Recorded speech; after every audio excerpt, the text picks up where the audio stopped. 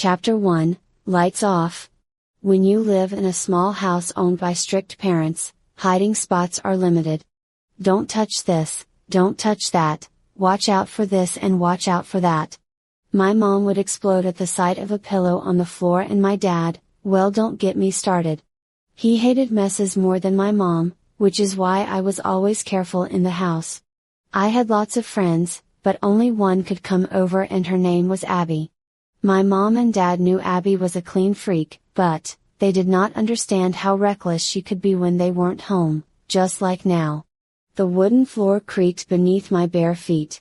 I tiptoed through the hallway as my brother, Caleb, counted to 20. 7. 8. 9. 10. 11. He shouted out loud. Abby, my best friend, grabbed hold of me, accidentally pushing me into the wall. Emily, where should we hide? She whispered into my ear. Without waiting for my response, she pulled me into the laundry room before I could even say a word. It was dark, and I couldn't see a thing. That's what made hide and seek in the dark more fun. Ready or not, here I come, Caleb yelled, running down the hallway and past the laundry room. I could hear his little feet stomping hard against the floor. Abby and I both hid behind the dryer, struggling to keep our giggles contained. The darkness played tricks on my mind. Shadows formed and spiraled around me, shaping into strange figures and sending my imagination out of this world. The dark was scary, very scary, but I loved the thrill of it. Abby took out her phone for a quick second. Using my hand, I covered the screen where she had been texting her father. He's going to find us if you don't turn that off, I said. She did as she was told, placing it inside her pants pocket. Quiet giggles escaped from our lips as Caleb rummaged around in closets. I pulled Abby's ear closer. Let's run to base. Abby stepped out from behind the dryer first. I shook my head because she was so gullible, always falling for my tricks. To win hide and seek in the dark, sometimes you had to eliminate those closest to you, and that's what I had to do. There was a door behind me that led into my parents' bedroom. While Abby stepped out of the laundry room, I snuck into my parents' room, closing the door behind me. There was a loud clicking sound when it shut, and I thought it would give me away. I sat against the door, fearing Abby had figured out my trick. I was alone in the darkness. I felt the surrounding nothingness. My mind started to play tricks on me, filling my imagination with monsters and creatures that could lurk through the darkness. I closed my eyes, feeling afraid, but I enjoyed it too much to get up and leave. Found you! I heard Caleb scream. You're it, Abby. Yes, I muttered under my breath. I ran out of the room and into the hallway to turn on the light. The look on Abby's face made me laugh. Caleb smiled and danced around, knowing he would not be it again. He had been it 3 times in a row. Abby looked sternly at me. Ha ha! Hilarious! Come on, it was funny. I retorted with a smile. Abby, it's just a game. Abby continued to argue with me. You know this isn't the first time you've done that. It's the 100th. And the only reason he found me is because of you. That noisy door gave me away. You should be it. She pointed at me. I am never it. I'm the best when it comes to hide and seek. If anyone wants me to be it, they have to find me first. It's not my fault I'm so good at the game. My dad even told me that I should get a trophy for my excellent hiding skills. I was the best at hide and seek. Everyone knew it. Look, I wasn't caught, you were. You should have heard him coming. I said, defending myself. Why are you so upset? Just step up your game. You act like our lives depend on this, on hide and seek. It's just a game. I smiled, then punched her on the shoulder. Abby sighed and placed her hands in her pockets. I think I should head home, it's getting late. I followed her into the living room where she packed her homework and pencils away inside of her backpack. It's only 7 p.m. Caleb moaned in disappointment. He tried his best to make her stay by pulling her backpack off her back. Abby smiled at him and ruffled his hair. I'll be back another day. She gave him a weak smile. You can't possibly be that mad, I crossed my arms. Mad? Why would I be mad? My dad just wants me home, Abby sneered at me. That I'm the best, I said proudly. I might as well admit it since it was true. If Abby wanted to get jealous, then okay. But why get so upset and leave a game? She rolled her eyes. I thought she'd say something back. I wanted her to, but she just smiled at me and walked away. She knew that was the best way to upset me and it worked. I hated when she left things alone without trying to work it out. Abby had a temper, but she didn't show it much. She would just leave you there by yourself and act like nothing happened the next day. I watched as she walked out of the front door, not daring to say goodbye to me. I wondered if she was getting tired of me. Before, me tricking her during a game wasn't a big deal, but lately, she has been distant from me. She was my best friend, but the good days between us were dying. Games always ended with her leaving in a miserable mood, glaring at me as if she almost planned a revenge scheme. My parents said it was puberty. Abby was 2 years older than me, she was 16 and I 14. I doubted it was puberty. Whatever it was killing our friendship. She didn't come over as much as she used to, but one thing she could never turn down was a good game of hide and seek in the dark. Caleb ran up to me holding a small box of black hair dye. Can you dye my hair now? He whined. I snatched the box from him. No way, little dude. I ran my fingers through my hair, and long strands of it fell onto the floor. You don't want this to happen, do you? He smiled, then snatched the book away from me. I'll ask Mother when she comes. He stuck his tongue out at me. Caleb, being only 6, went into his room to play with his toys. He asked me to play with him, but I turned him down. I watched a movie on TV instead. My mother and father walked in, catching me red-handed not watching my brother. I hadn't heard them come inside. Having fun? My dad said, unbuttoning his jacket while leaning against the corner of my wall. Mother smiled at me. It was one of those disappointing smiles. TV off, she demanded softly. I was about to do so, but a movie called Murder was playing. I clapped my hands together. I'm sorry, Mom. Can I just watch one more movie? My father sighed, looking at the TV. Horror films. You watch them so much that I'm surprised that you're not afraid of the dark. My mother laughed. She is, she crossed her arms. Otherwise she wouldn't sleep with a nightlight. I stuck my tongue out at them playfully.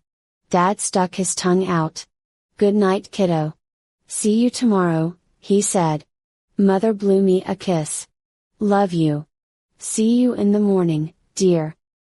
My mother grabbed his arm, whispering something in his ear almost as if she didn't want me to hear it.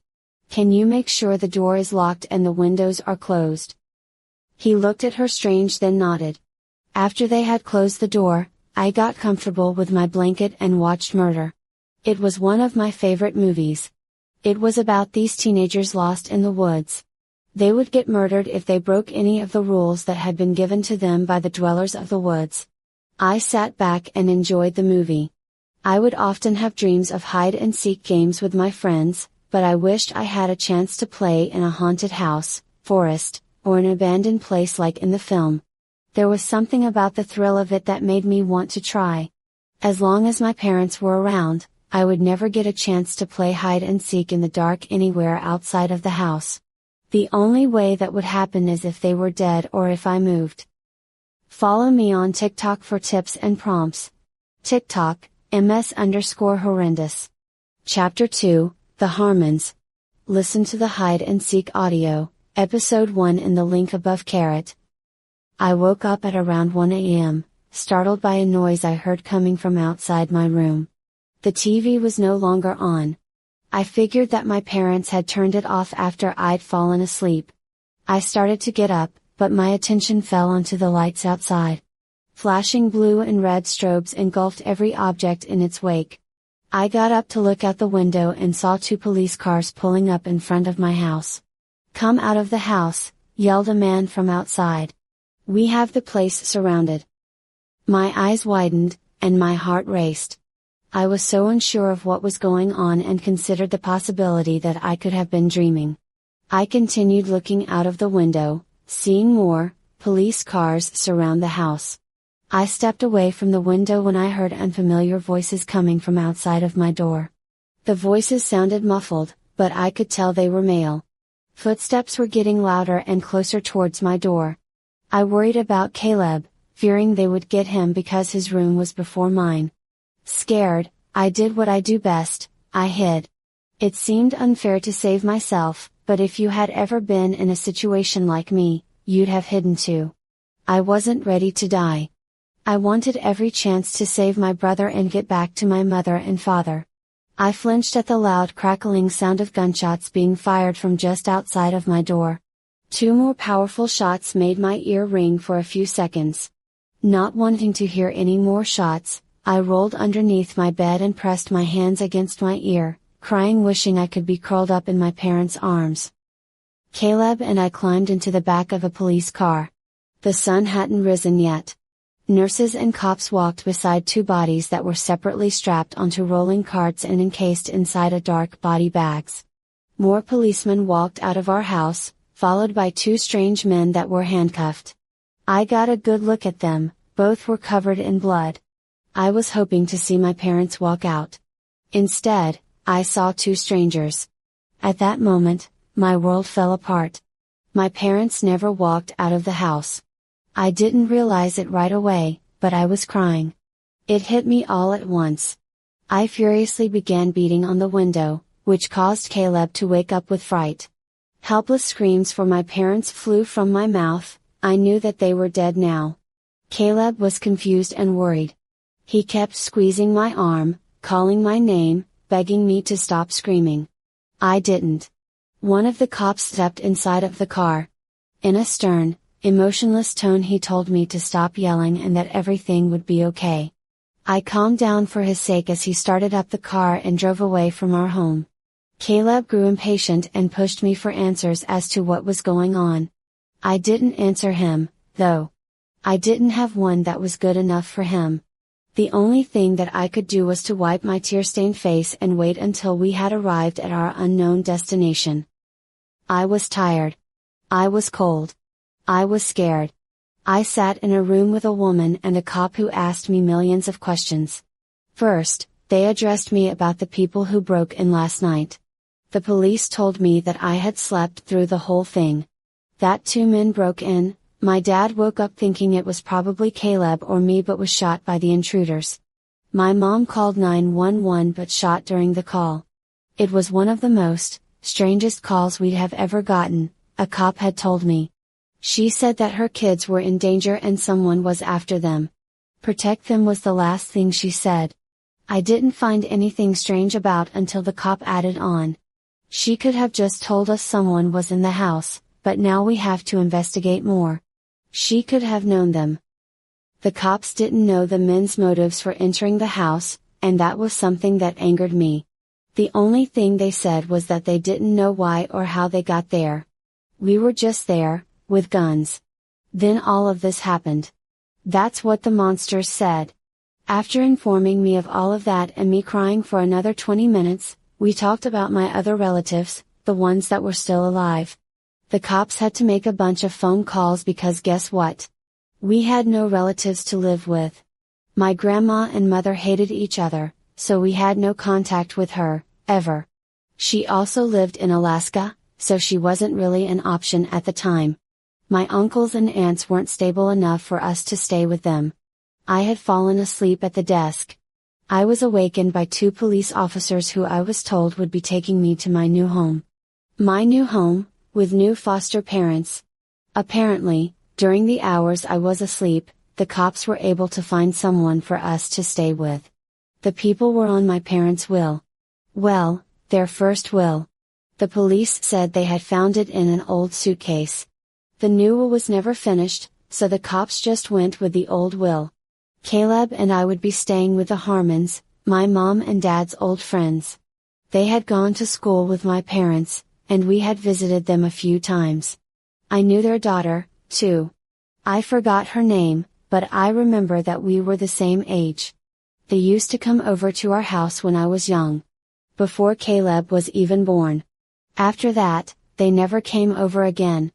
I didn't know why, but I remember the day my mom snatched me out of the Harmon's house, and we never went back there after. Now we were about to live with them. The Harmons. Our new family. Chapter 3, Our new home. Of course, we had to pack for the move. I kept some things that belonged to my parents, especially my mother's jewelry.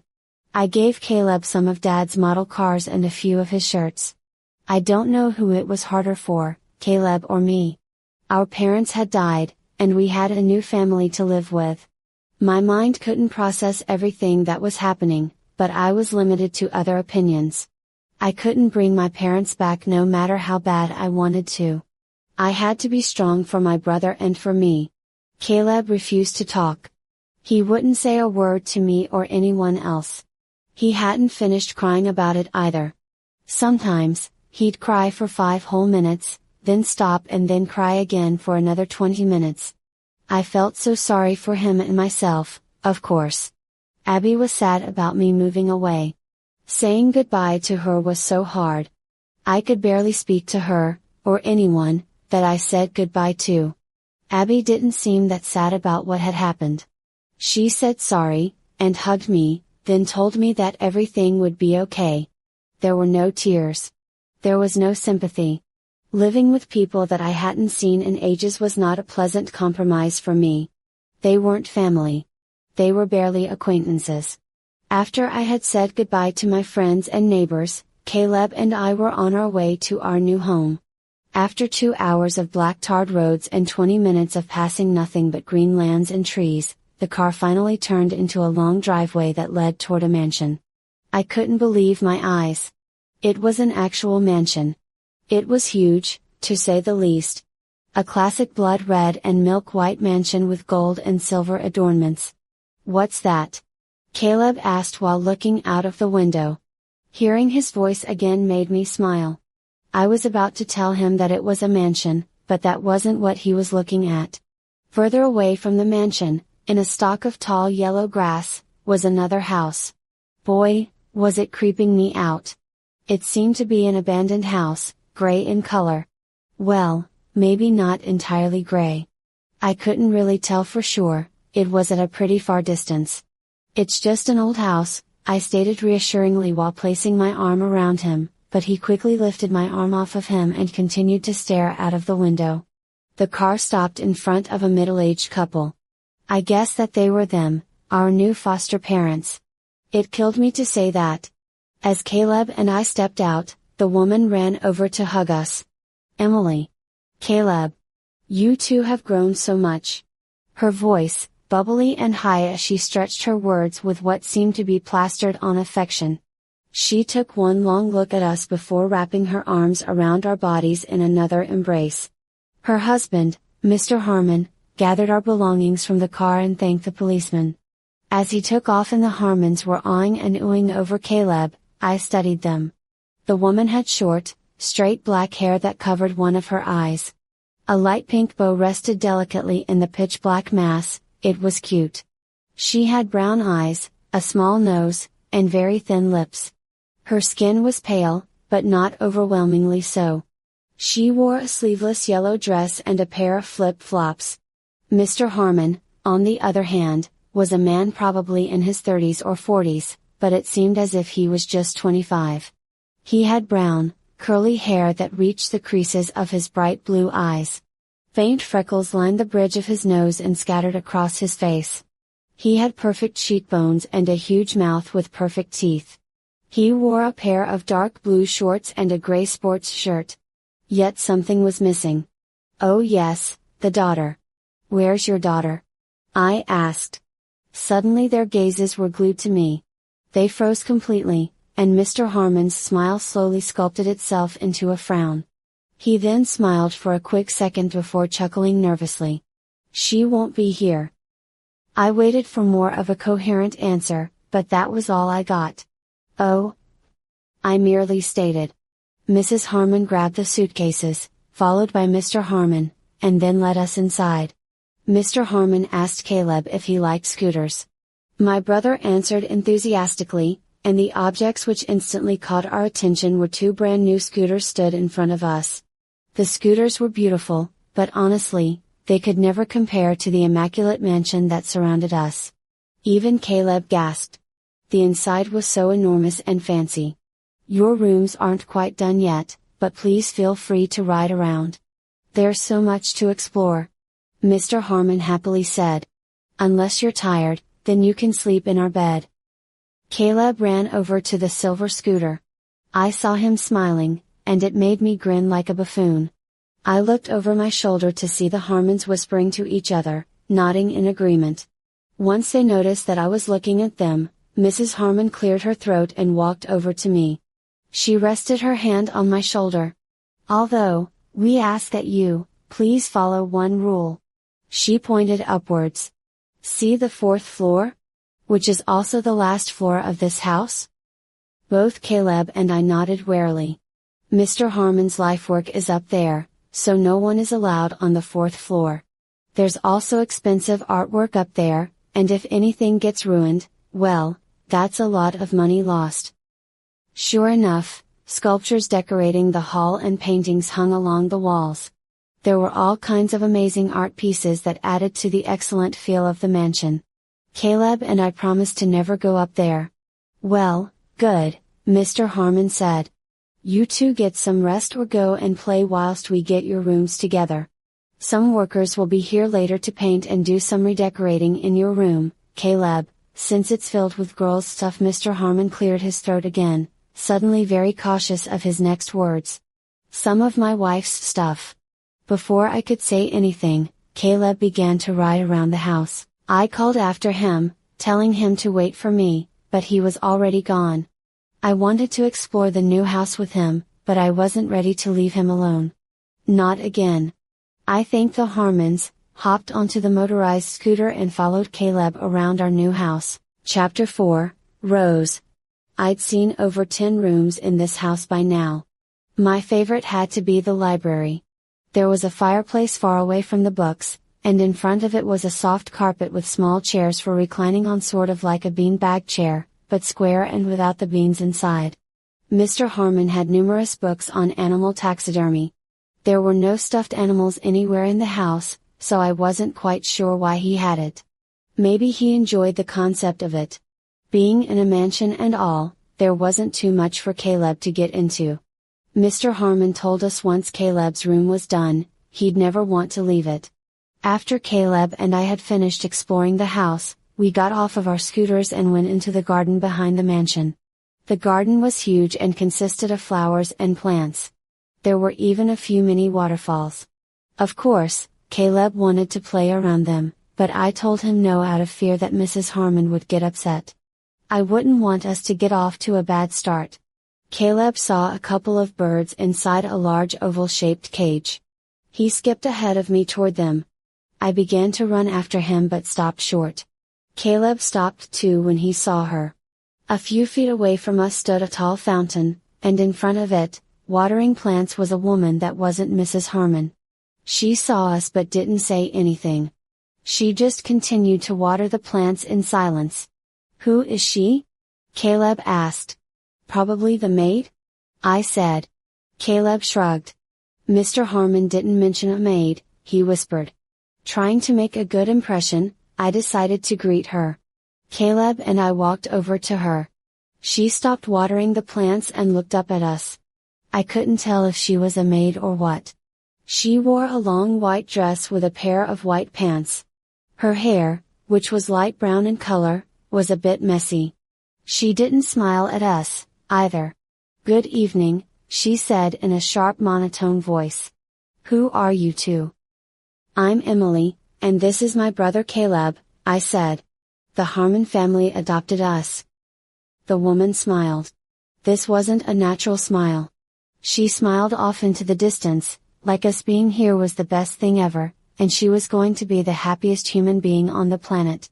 Maybe I'm weird, but her smile really struck me as odd. Emily and Caleb. A pleasure to meet you, she said, shaking both our hands. I'm the gardener.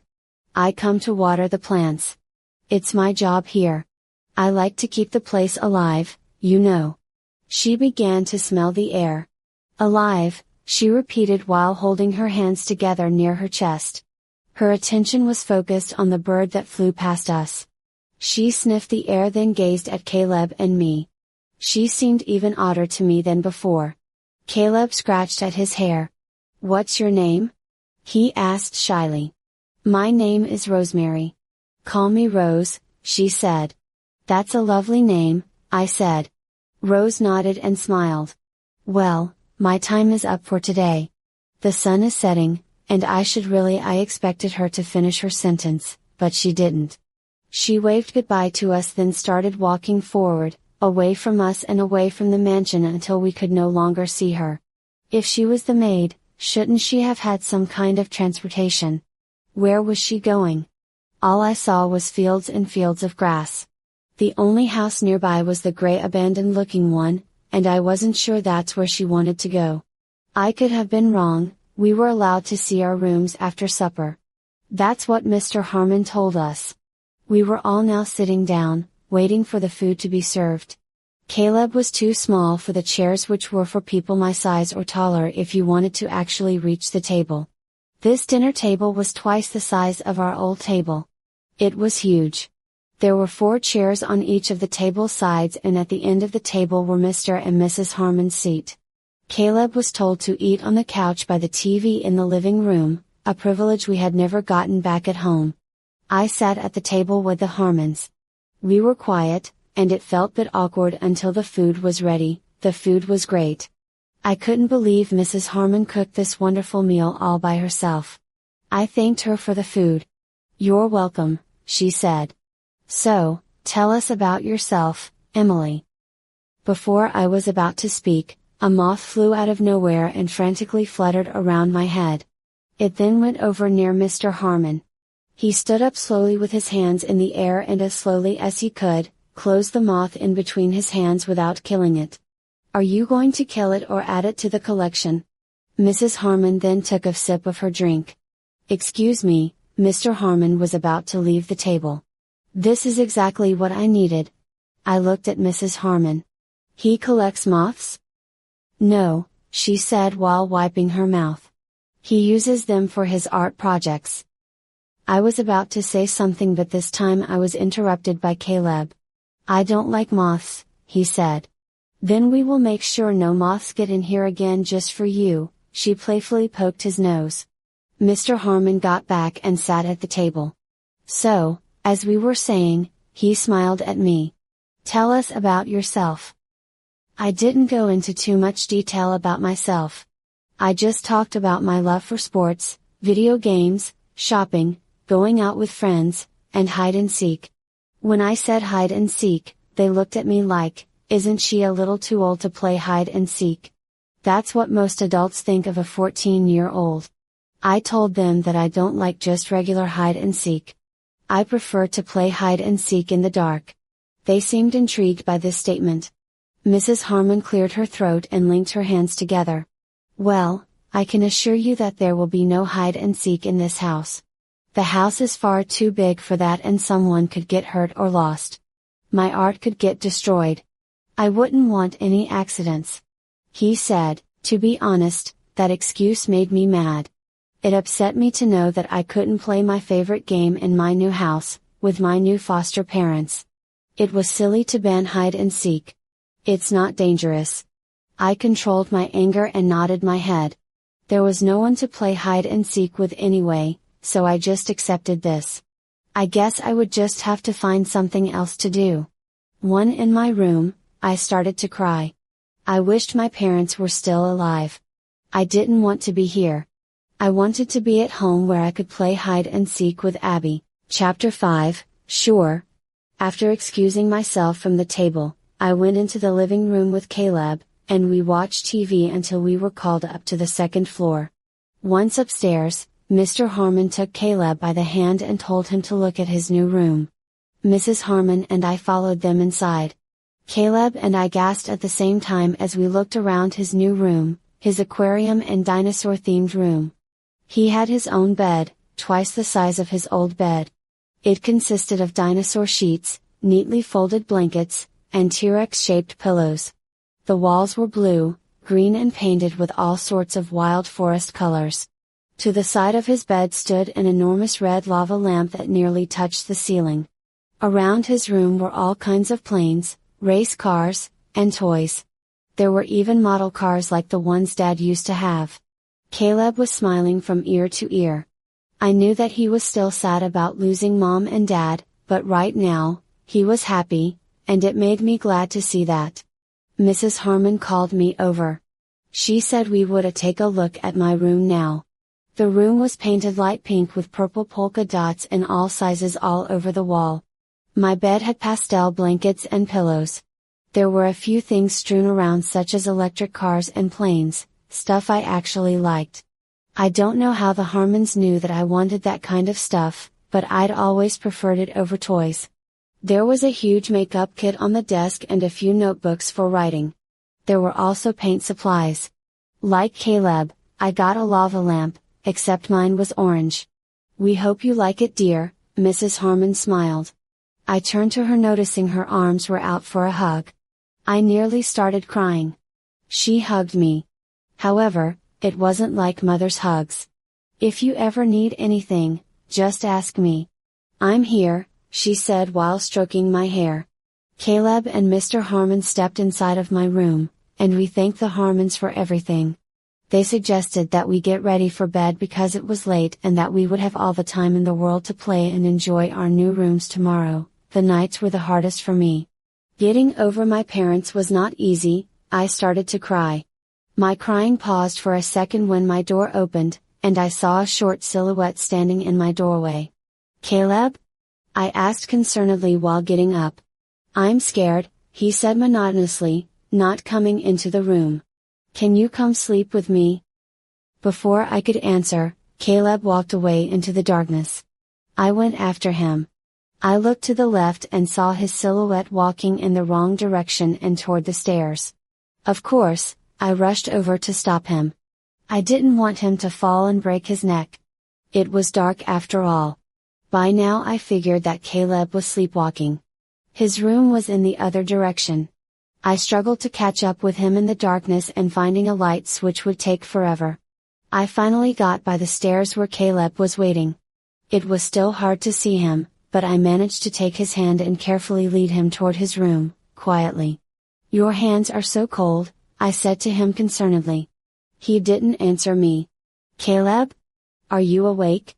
I pressed again, looking down at him to see if his eyes were open, but it didn't seem like they were. "Hey? Caleb? Are you awake?" "Sure?" Panic set in. I don't think that I'll ever forget that terrifying sound. Sacrifice. It wasn't Caleb. The voice I heard was slow and grim and sounded like an old dying woman. No, 2 dying women. I definitely heard more than one voice. I started to back away, and as I did, I saw 2 eyes open, staring right back at me. These eyes began to rise higher and higher until just 2 eyes were floating over me. My body wanted to collapse. I screamed, and as soon as I did, the eyes vanished, just like that. The lights on the 3rd floor came on. The Harmons ran out of their room and toward me, asking me what happened. It was hard for me to explain everything, but I managed. Mrs. Harmon sat next to me on my bed with a cup of juice. She was telling me that it was probably nothing. She started going on about how maybe I'm just too stressed out and that I imagine things.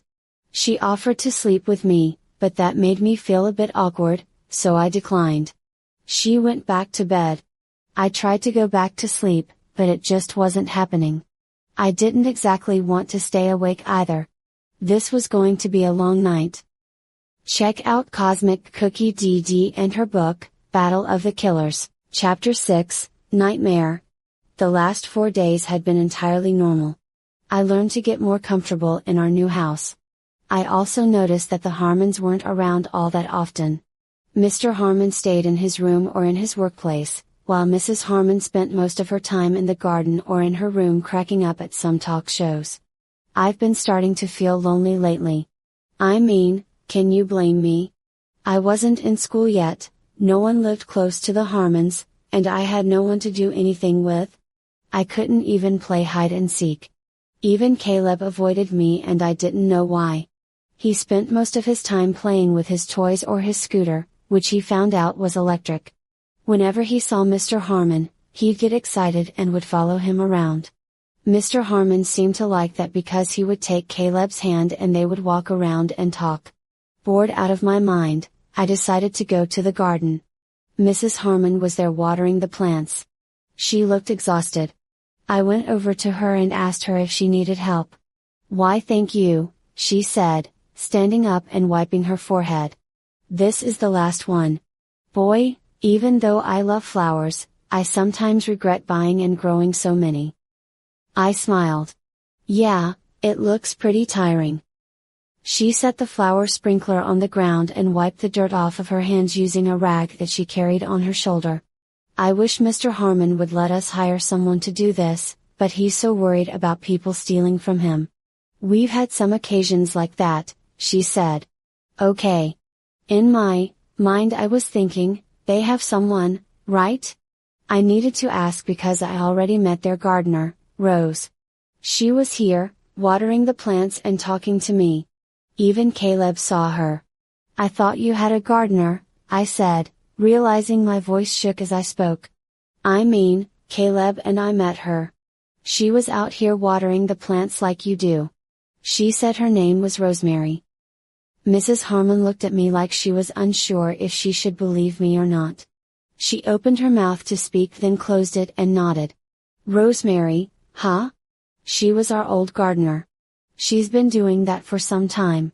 I think it's time for a restraining order," she said with a laugh. I laughed too. Wow. I'd felt better for knowing that. "If anyone ever comes here, just come inside ASAP," she said in a serious tone. "Don't talk to them. People often come here, and I can't say if they're all friendly or not. We have some priceless things in this house, so if you ever see anyone around, just come on inside and let us know." "Got it, Peanut?" My mom used to call me Peanut too. My small smile was replaced with a frown. I scratched my hair a bit then nodded. "You okay?" she asked, placing her hand on my shoulder. "I think so," I replied. "I was wondering if we would start school in September. I think I'm just a bit lonely and need some friends." "Of course you will start school. Mr. Harmon already hired some teachers for you and Caleb. You two will be homeschooled," she said. "Ew," I thought. I did not want to be homeschooled. But what about having friends?" I argued. "Well, no one lives close enough. Besides, friends aren't going to help you be successful in life. A good education will," she said, looking at the house. She then turned her gaze back to me. My eyes widened at her statement. It upset me more than it should have. That was a bunch of nonsense. Sadly, before I could say anything, she started toward the house. "Gotta start dinner now, darling," she called to me before walking inside the house. I woke up in the middle of the night. I was sitting on a chair and in front of me was my window. The outside seemed to be zoomed in at me. The moon was a huge ball of white perfection. The light from the moon made the garden glow. It was truly beautiful. All of a sudden, a man walked into the garden. He was dragging a woman around by her hair. Her screams were terribly loud. She struggled to get away from him, trying to pry his hands off of her. He dropped her to the ground and started beating her face with a rock he had picked up off the ground. He yelled words of hatred, but I could only hear her screaming. She screamed and screamed as he beat the life out of her. Then it was over. At least, I thought it was over. The man looked into the window that I was sitting in front of. My eyes widened, and my heart started racing. He stood up and balled his hands into fists. That was when I saw his face. It was Mr. Harmon. His angry face stared at my terrified face through the window. "Why won't you be a part of us?" he yelled. He started to yell words of hatred and ran back toward the house until I couldn't see him anymore. I couldn't seem to sit up. I could only look out the window. My body sat there, completely paralyzed. I yelled for help, but my voice was muffled and unclear for some reason. Somewhere behind me, I heard footsteps approaching me. I felt the presence of someone behind me. The figure walked out in front of me. It wasn't Mr. Harmon. It was a girl. She stood there, mouthing words that I couldn't make out. I can't explain how horrified I was. There was a time in my life where I would never have imagined something like this happening. I could tell that it was a girl, I was sure of that, but get this, her hair was ripped out in patches. There were some long, bald, and short strands of hair. Her face had some serious deep slashes where the blood dripped out of them and onto the floor. Her body, well, I couldn't see it due to the darkness of my room. By now, I was starting to feel my body loosen from the paralysis. The girl was still mouthing words to me. As soon as I realized I could move, I got up from the chair. I ran outside of my room and into the hallway, then bumped into a silhouette about my size. I looked behind me to find the girl slowly walking toward me. Emily! Someone yelled my name from downstairs. It was Mr. Harmon. So far, I was dealing with a girl, a silhouette, and an angry, crazy Mr. Harmon. I closed my eyes because, what else could I do? I woke up in my bed looking around like crazy. The sun had just risen, and everything in my room was normal. There was sweat on my forehead. My heart felt heavy. I told myself over and over again that it was just a dream. But it felt so real. Too real. However, I was thankful it was just a dream. I tried to shake it off, but my horror quickly became a reality. In my room, in front of the window, was a chair. As I edged toward the chair I saw the footprints on the floor begin to fade. The footprints weren't the only thing fading. The blood was being sucked into the floor. And just like that, the footprints and the blood are completely gone, leaving behind no sign of their presence. Chapter 7, I decided to explore. I never got over that nightmare. I tried to tell Mrs. Harmon about it, but she proclaimed that I still wasn't over my parents' death. Like that made any sense. As the weeks passed by, Caleb and Mr. Harmon got close. Really close. While Caleb, Mrs. Harmon, and I just became more distant from each other. Mr. Harmon never actually associated with me except for a "Hey. And how are you?" every now and then. I think Mrs. Harmon was just annoyed with me at this point. Caleb, on the other hand, I didn't get why he didn't talk to me anymore. He didn't say hi or bye. He talked to the Harmons as if they were his best friends. I didn't worry too much about them. Mrs. Harmon did buy me a phone and a laptop 2 days ago. She even got Abby's number for me. This made me feel less lonely. Abby and I texted time to time, but she never responded fast enough. Our conversations were dull and never fun. Everyone seemed happier without me, and I was just left alone to my miserable self. 2 months with the Harmons now, and things have just been the same routines for me, although Mrs. and Mr. Harmon have often been arguing. Why? No clue. I've been super bored, and besides Abby, I've no one to talk to. When I'm outside, I often try to locate the abandoned house that was out in the distance back when Caleb and I first arrived. Whenever I saw it, I thought about going over there. It looked kind of cool. I was in the garden when I heard a noise behind me. I turned around and to my surprise, I saw Rosemary. She started watering some plants. "How are you, dear?" she asked without looking at me. I stood up and told her I was fine, then tried to sneak back towards the house.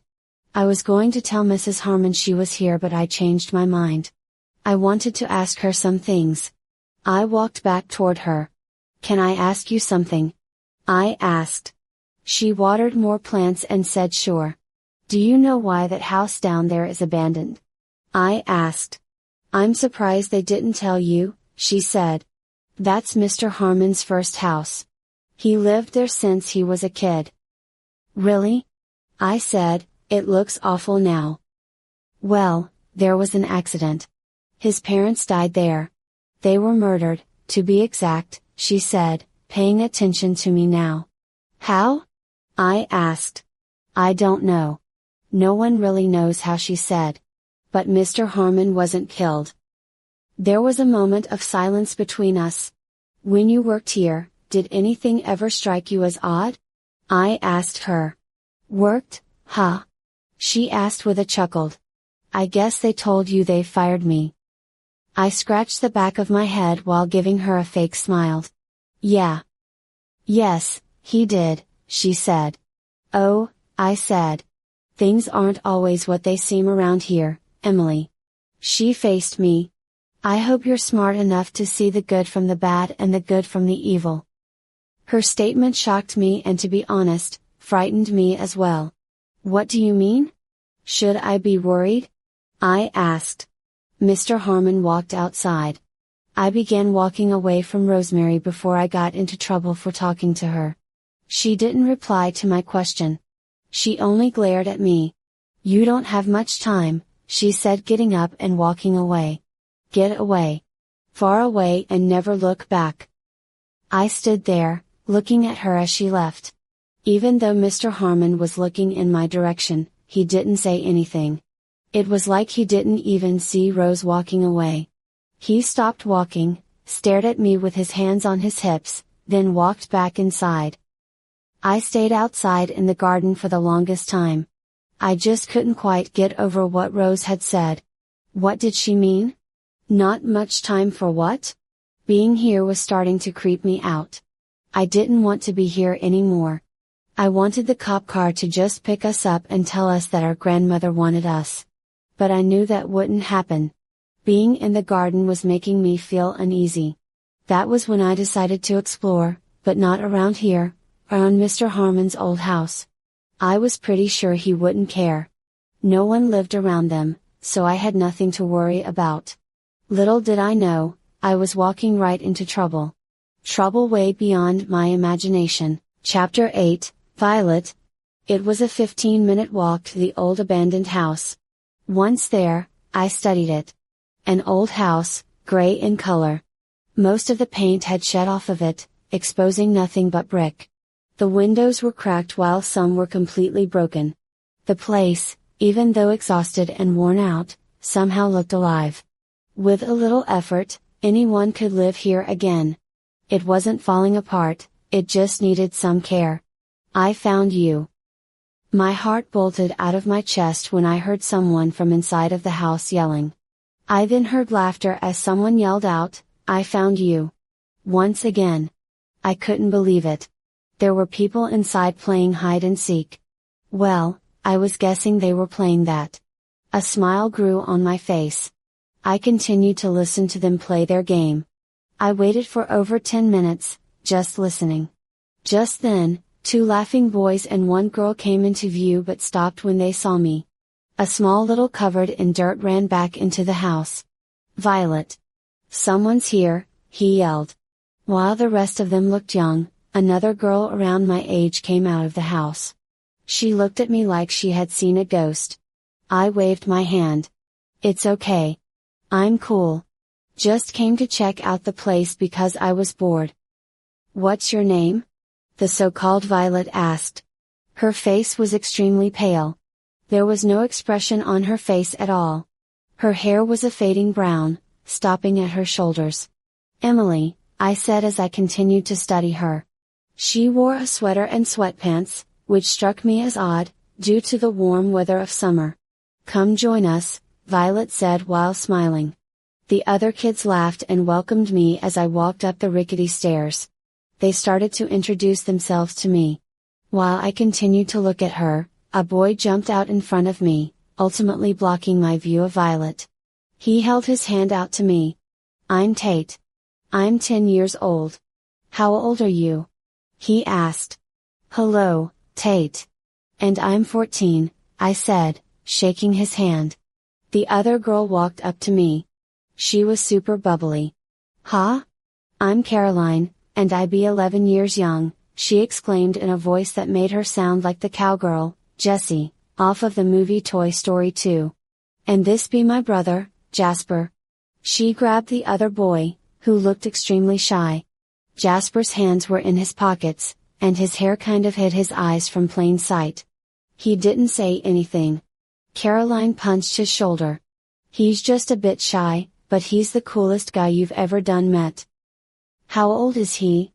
I asked her. To my surprise, he answered for himself. 16, he said. I was shocked, mainly because I was about a foot taller than he was. Where are you coming from, miss? Caroline asked in a loud voice. I pointed over to the mansion. Over there, I said. With the Harmons. All smiles disappeared. Jasper and Violet looked at each other. Jasper was caught off by his sister. Wow! That big old fancy house, Carolina said while linking her hands together and shutting her eyes. I'd give a whole cow to live in a place like that. It's not all that great, I assured. It's probably lonely over there. Living in a big house in the middle of nowhere, Violet said. Just like that, she was smiling at me again. I smiled back. Finally, someone who understood. Exactly, I said. Jasper walked up next to Violet. We gotta go now. He turned to face me. It was nice meeting you, Emily, he said. Tate and Caroline followed behind Jasper while waving goodbye to me. I waved back. Pretty soon, it was just Violet and me standing there, watching the others go. I looked at her, smiling awkwardly as she stared at me. So, you never mentioned how old you were, I said. Violet chuckled. I'm also 14, she said. There were a few seconds of silence between us before she asked another question. I didn't know the Harmons had another daughter, she said. They adopted us. My brother Caleb and I have been living with them for a month and a half now, I said, turning to face her. Did you know their daughter? She shook her head. She walked over to a broken chair that I hadn't noticed before and sat down. I took a seat on the concrete, hoping that it was still stable underneath me. I've seen her around before, she replied. What do you think happened to her? I asked. Violet sighed. Maybe she ran off. Maybe she wasn't happy. Before I could say anything, she started speaking again. I bet it gets lonely over there. You should join us here. You're welcome to stay as long as you like. We have food and drinks and beds, she offered with a smile. Then it hit me. She lived here. Do you live here? I asked. She nodded proudly. Yes, I do. It seemed she was happy about that. It's perfect for games like hide and seek, Violet said, looking past me. It's my favorite game. My face lit up with joy. That's my favorite game too. I chirped. She looked at me before leaning her head back in the chair and staring at the sun that was slowly setting. I'm glad to hear that, she said with a smile. Chapter 9, There are different types of punishments that a parent can give a child. There's the kind of punishment where you're sent to your room, times that you may get hit, times where you may get grounded. You may receive extra chores and not be able to talk on the phone. I'm sure you get the point. My punishment for getting home around 10 p.m. was walking around the garden, guarding it against groundhogs or whatever was lurking around in the dark. If you like to stay out late, then this is the perfect job for you, dear, Mr. Harmon had said once I got home. I'm glad it was summer. As I walked around the garden and the glow of the full moon illuminated the ground around me, I started to think about all the fun I had today with Violet. We got along right away and talked for hours about games and horror movies and even offered each other hide-and-go-seek tips. I asked her to play, but she said no. Sadly, she didn't like to play in the dark. Not today. Come back tomorrow morning, she had said. I was really looking forward to tomorrow, but right now, I had to face walking around the garden looking for groundhogs. Mr. Harmon made it very clear to me that if anything got destroyed or went missing, I would water the garden for 3 weeks straight. Huh? Like I dare take Mrs. Harmon's job. There were over hundreds of flowers and plants and I never understood how she got around to watering them all in one a day. Too much bending down for me. I didn't know how long I had to walk around the garden, but it had already been an hour, and I was pretty tired at that point. As I walked toward the mansion, I heard something shatter. I nearly jumped out of my skin. I looked around, glad to see it was no one. My heart was pounding in my chest and the loud thumping of it seemed to be all that I could hear. I looked in the direction of the noise and, sure enough, there had been a flower pot that fell over. Oh man, I whined. I'd be stuck watering plants for weeks. I walked toward the pot, hoping it could be fixed easily, but when I got there, I discovered that it had been shattered into big chunks of glass. I stared at the huge clump of dirt with the orange flowers wilted over. I know it sounded silly, but I felt as if the flowers were kind of mocking me in some weird way. I looked around, trying to cite what was responsible for this. I hadn't seen any groundhogs. There were never any holes out here for that. Believe me, I would know. I developed a theory that there weren't really any groundhogs out here at all, and that Mr. Harfbarf just sent me out here for no good reason. I chuckled to myself a bit. Harfbarf. Just then, as I looked at the dirt underneath the flower, I saw it. Was I just seeing this? It's nothing. I told myself. I'm imagining things. I'm not imagining. I froze, unable to breathe. My pulse sped up. My heart was thumping so loud that it actually hurt. Groundhogs were not responsible for this, and I was most definitely not alone. As I looked closer, I made out a fresh handprint by the clump of dirt. I tried to create a logical explanation for this fresh handprint in the dirt. The huge handprint. Suddenly, I heard a crackling sound. This sound was moving closer and closer to me. My gaze stayed glued to the ground, afraid of what or who I might see in the dark. When you're alone and it's nighttime, noises tend to be scarier than usual. You hear them, your chest tightens, and you become conscious of your own breathing. It's quiet again, but you're still on edge and your ears are pricked, and you hear it again, closer this time. You want to run, but your mind is telling you, just one look. See what it is. Instead of running back inside, I slowly lifted my head. I shouldn't have. I should have just run. Right in front of me, in clear view, were two long legs. I expected there to be, a stomach and arms and a face? A human being. What I was staring at was beyond comprehension and any logic. The air in my lungs was gone. In front of me were two legs, normal ones, but above all, it was a creature unknown to man. Standing and looking at me. I think it was looking at me. It had no eyes. Its abdomen bent all the way over to the right, twisting and moving around. The head of this creature had long white hair, brown rough shedding skin, and a distorted face. A light shined out of its neck. The head hung low like it was broke, nearly hitting the ground. Know what else? This creature had one hand. It started to moan. As it moved, I heard the crackling of its body and decaying bones. The hair moved in front of its face, so I had no idea where this thing was looking. What's creepier than being out at night with an eyeless creature possibly staring at you? This is almost as fun as watching you sleep, she said. It sounded like a woman but more sinister. I heard more voices as she spoke. My legs felt like noodles now, but I made a run for it anyway. As I ran, her limp and bent over body chased after me, screaming words of hatred. She was reaching out for me with one hand. The words she spoke were in a language that was most definitely not English, a language that I could not fathom. As she screamed, the bright light radiated from her mouth. I was so close to the door of the mansion. So close.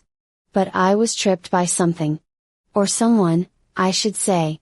When I looked up, I saw Mr. Harmon standing over me. He had the biggest smile on his face. Chapter 10, First Game. Mr. Harmon stared at me as I scrambled to my feet. I started pushing him toward the door of the mansion yelling, "Come on, she's coming." However, he stopped me and turned me around so that I faced the now empty garden. "No one is out here, Emily," he said. She was gone. He let go of me and placed his hands on his hips. "Boy, maybe this wasn't a good idea," he said, closing the front door. "Tell you what. Help me take out the trash, and then you can come back inside." He stepped aside, revealing a black trash bag. The back was bulging. It had a disgusting odor that made my stomach cringe. He must have seen my face expression change. Mrs. Harmon hates taking out the trash, and I haven't got around to it until today, he said. I helped him lift and carry it around toward the back of the house. We placed it in a dumpster. Thanks, he said. Now close it and let's go. I held my nose and placed my free hand on the lid of the dumpster. As I pulled it down, the bag twitched. I ignored it. There had already been enough craziness for today. And besides, it was probably a mouse or something. The next day was average with a pinch of boredom. Caleb was acting so weird this morning. He kept staring at me. Every time I asked him if he was okay, he didn't answer me. When Mr. Harmon would come into the room with us, Caleb would leave. "What's up with your brother?" Mr. Harmon asked me. I just shrugged. I don't know. He won't talk to me either. After I had seen that Mrs. and Mr. Harmon were busy, I decided to head over to Violet's place. When I got there, Violet had been sitting on the broken chair with her head down. "Hey?" I asked, hopping up the steps. "You okay?" She looked up at me and smiled. "Of course. What's up?" I sat down on the rickety floor next to her. "Nothing. Just glad to get away from there," I said. She chuckled. "Well, just make yourself at home." "Where are the others?" I asked. "Well, I told them not to come today," she said. I stood up. "Oh, should I?" "No," Violet said, interrupting my sentence. "I just thought since you love hide and seek and I love it too, we should see who's better." "Who's better?" I repeated after her. "I mean, with the others it's just too easy." "I want to see how good you are," she said. I laughed and smirked. "Well, I'm pretty much a professional." She raised an eyebrow then stood up. She walked toward the door, opening it. I walked past her and into the house. The place sure did look abandoned. Gray and black streaked across the walls where mold grew as the damp night seeped in. Flaking speckles of paint lined the floor with dust and the corpses of unfortunate creatures. The old, unused wooden furniture was rotting, stained with lichen while the curtains hung limp and moth-eaten. It smelled of wet wood and moist air mixed with mold. The place was neither welcoming or pleasant. "It's not great," she said to me, "but, it's still home." When she said that, I saw some sadness in her eyes that I couldn't exactly fathom. I mean, why was this 14-year-old living here? Where were her parents? I wonder if she even knew that this was Mr. Harmon's old house. "It's also perfect for hide and seek. So let's get started?" she asked, walking toward me. "There are 2 floors. The first one is level 1. When you pass level 1, you may hide on the second floor. I'm it, so you go ahead and hide. I'll count to 20. With that said, she headed toward the door, faced it, and started to count. I looked around. There wasn't much room in the living room part of this house. I ran into the next room, which was the kitchen. It consisted of broken tables, chairs, wrappers, bones, a huge trash bin and some old bags on the floor.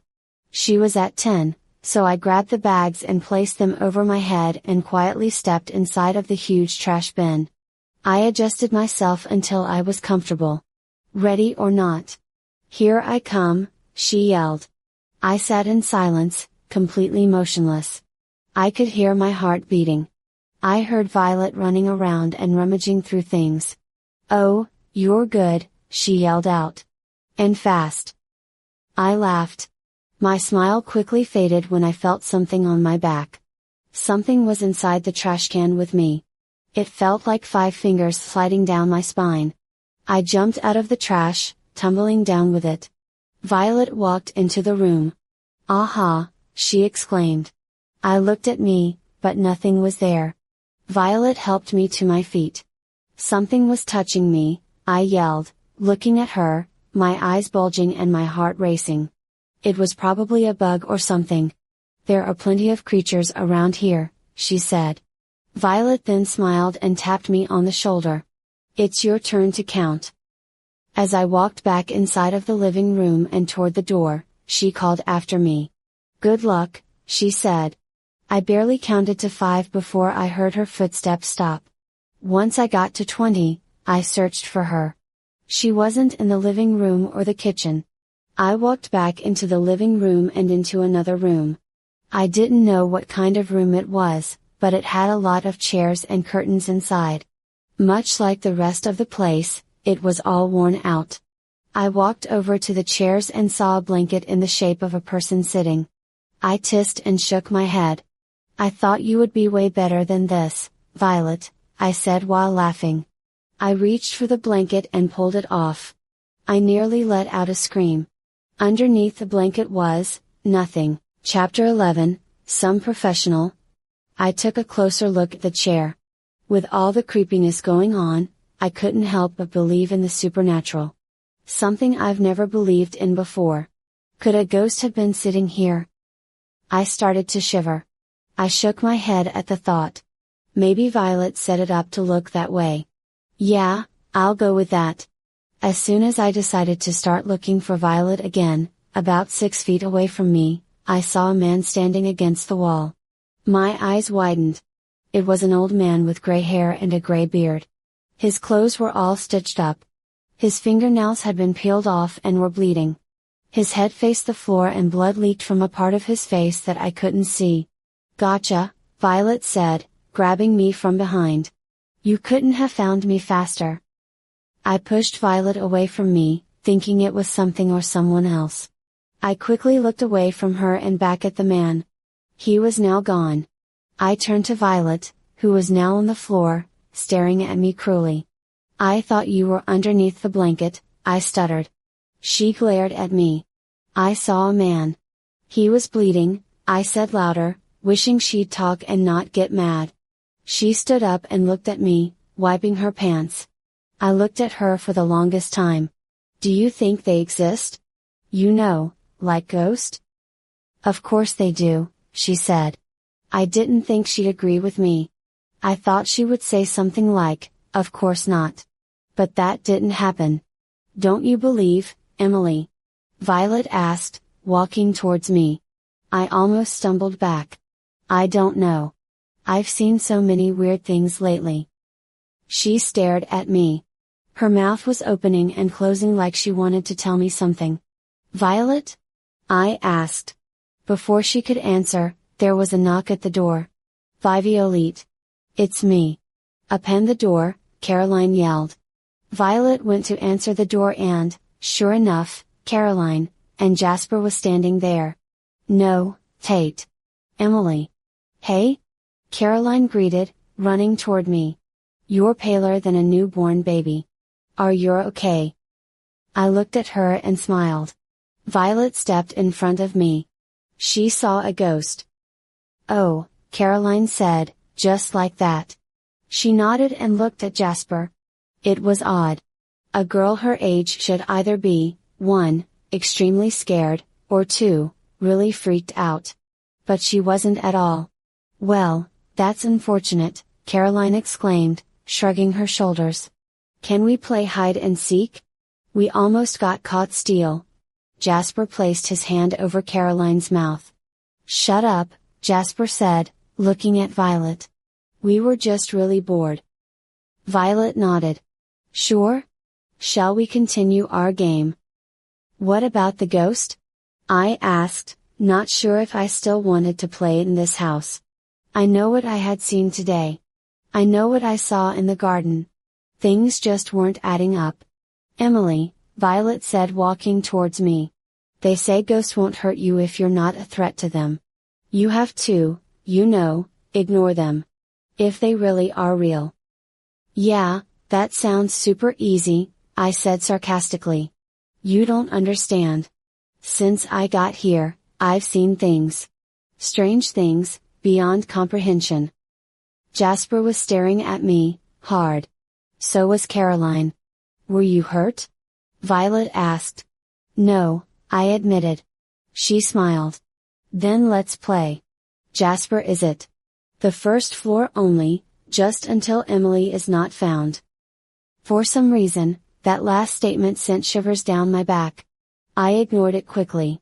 Jasper started to count. As he counted, I ran back inside the room where the ghost appeared, and you know what I did? I placed the blanket back on the chair and shaped it to look like a person. I hid right behind the entrance door. 19, 20. Jasper was done counting and now looking for the others. No one hid in the same room as me, and I was completely fine with that.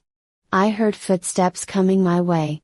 I slid farther back towards the wall, hoping he wouldn't be able to see me. I was hoping he'd walk over to the blanket, and while he had his back turned, I'd run into the living room and hide since he already probably checked there, then run back into the room with the blanket. It was great. He'd probably say, "I thought I looked in there already. Wow, you're a genius." I longed for a compliment from him. Not that I liked him, but he was very cute. The footsteps grew closer, and I saw him. Jasper walked into the room facing me. That's right. He walked backward into the room and had the widest smile on his face. I nearly screamed. Jasper laughed. "Found you," he said, looking at me. He then looked at the blanket that was on the chair. He snapped his fingers, and the blanket fell flat onto the chair. "Don't be so simple," he said, then walked away to find the others. I watched him as he looked for the others. He found all of them less than 3 minutes. All of us then met in the living room. They were all laughing, except for me. "Cheer up, Emily. You'll get better at this," Violet said, gently punching me on the shoulder. I gave her a fake smile. "How do you guys do that? Hide so well?" I thought I was good at hide and seek. I looked at the floor. "I guess not." Caroline placed her hand on my shoulder. "Hey now, don't be so sad." "Yeah," Jasper said. "You'll be better in no time. I promise." "Okay, Emily, you're it," Violet said. I wasn't really in the mood to play, but I did anyway. I turned my head toward the front door and counted. As soon as I got to 4, all the footsteps stopped. How did they do that? I had been looking for them for almost 10 minutes now. I looked everywhere. Inside cabinets, in the trash cans, under couches, and inside the cracks in the walls. I even looked outside and on the porch.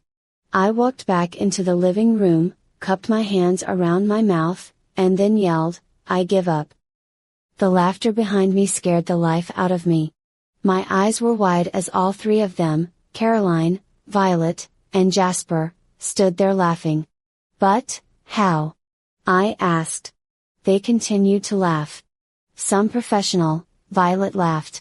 "Hey, she's not that bad," Jasper said, winking at me. I was steaming. That, some professional remark was enough to send me walking out the front door. Violet called after me, but I ignored her. I kept walking, heading back toward the Harmons. Chapter 12, Escaping the Harmons. "Hey! Wait up!" Jasper called, jogging after me. We were about 30 feet away from the house when he stopped me. "Hey!" I exclaimed, taking his hand off of my shoulder. "You don't understand," he said. "And what is there exactly to understand?" I asked, crossing my arms. Jasper looked away from me for a second, then back at me and frowned. "She's just trying to help you." I looked at him before laughing. He stared at me like I was crazy, but I kept smiling. "Help me what? Master hide and seek? Is it really that serious with you guys?" "It's just a game," I said. "No, Emily. It's way more than just a game," he said, taking a few steps backward. "You may be in danger." He then ran off back to the house. I watched him leave. What was that about? I placed my hand on the doorknob to the mansion and almost turned it, but something stopped me. I heard Mr. and Mrs. Harmon arguing. "I don't want to do this anymore. I can't do this anymore," Mrs. Harmon yelled. "I thought we'd start over. I don't want this to happen again. I can't change. It won't let me. We have to do this," Mr. Harmon yelled. The argument was over. I waited 3 minutes before walking inside the house. Mr. Harmon was standing right in front of the door. "Well, well," he said. My heart stopped. I was afraid. "Oh, don't be alarmed. Tell me," Mr. Harmon said, walking outside with me. He shut the front door behind us. "Where did you go today?" "I was just walking around. Getting some air, you know." I asked. He wasn't buying it. He leaned toward me until we were only a finger's length away from each other. I could smell his breath, which smelled like beans of some sort. "Don't leave this house again, or there will be consequences." He then opened up the front door to let me in. I went up to my room to Skype with Abby. I had told her everything. I told her about the strange things that had been going on, about the Harmons, about Caleb, about everything. "Wow, Emily. That sounds rough. I'm sorry you're going through this," Abby said over Skype. "Be patient. Some good will come out of this." I nodded. "Doubt it." Abby didn't really care. I heard it in her voice. "You don't tell a friend about ghosts just to hear them say good will come from it." "Emily." Mrs. Harmon yelled from downstairs. "Dinner." "I gotta go eat, Abby.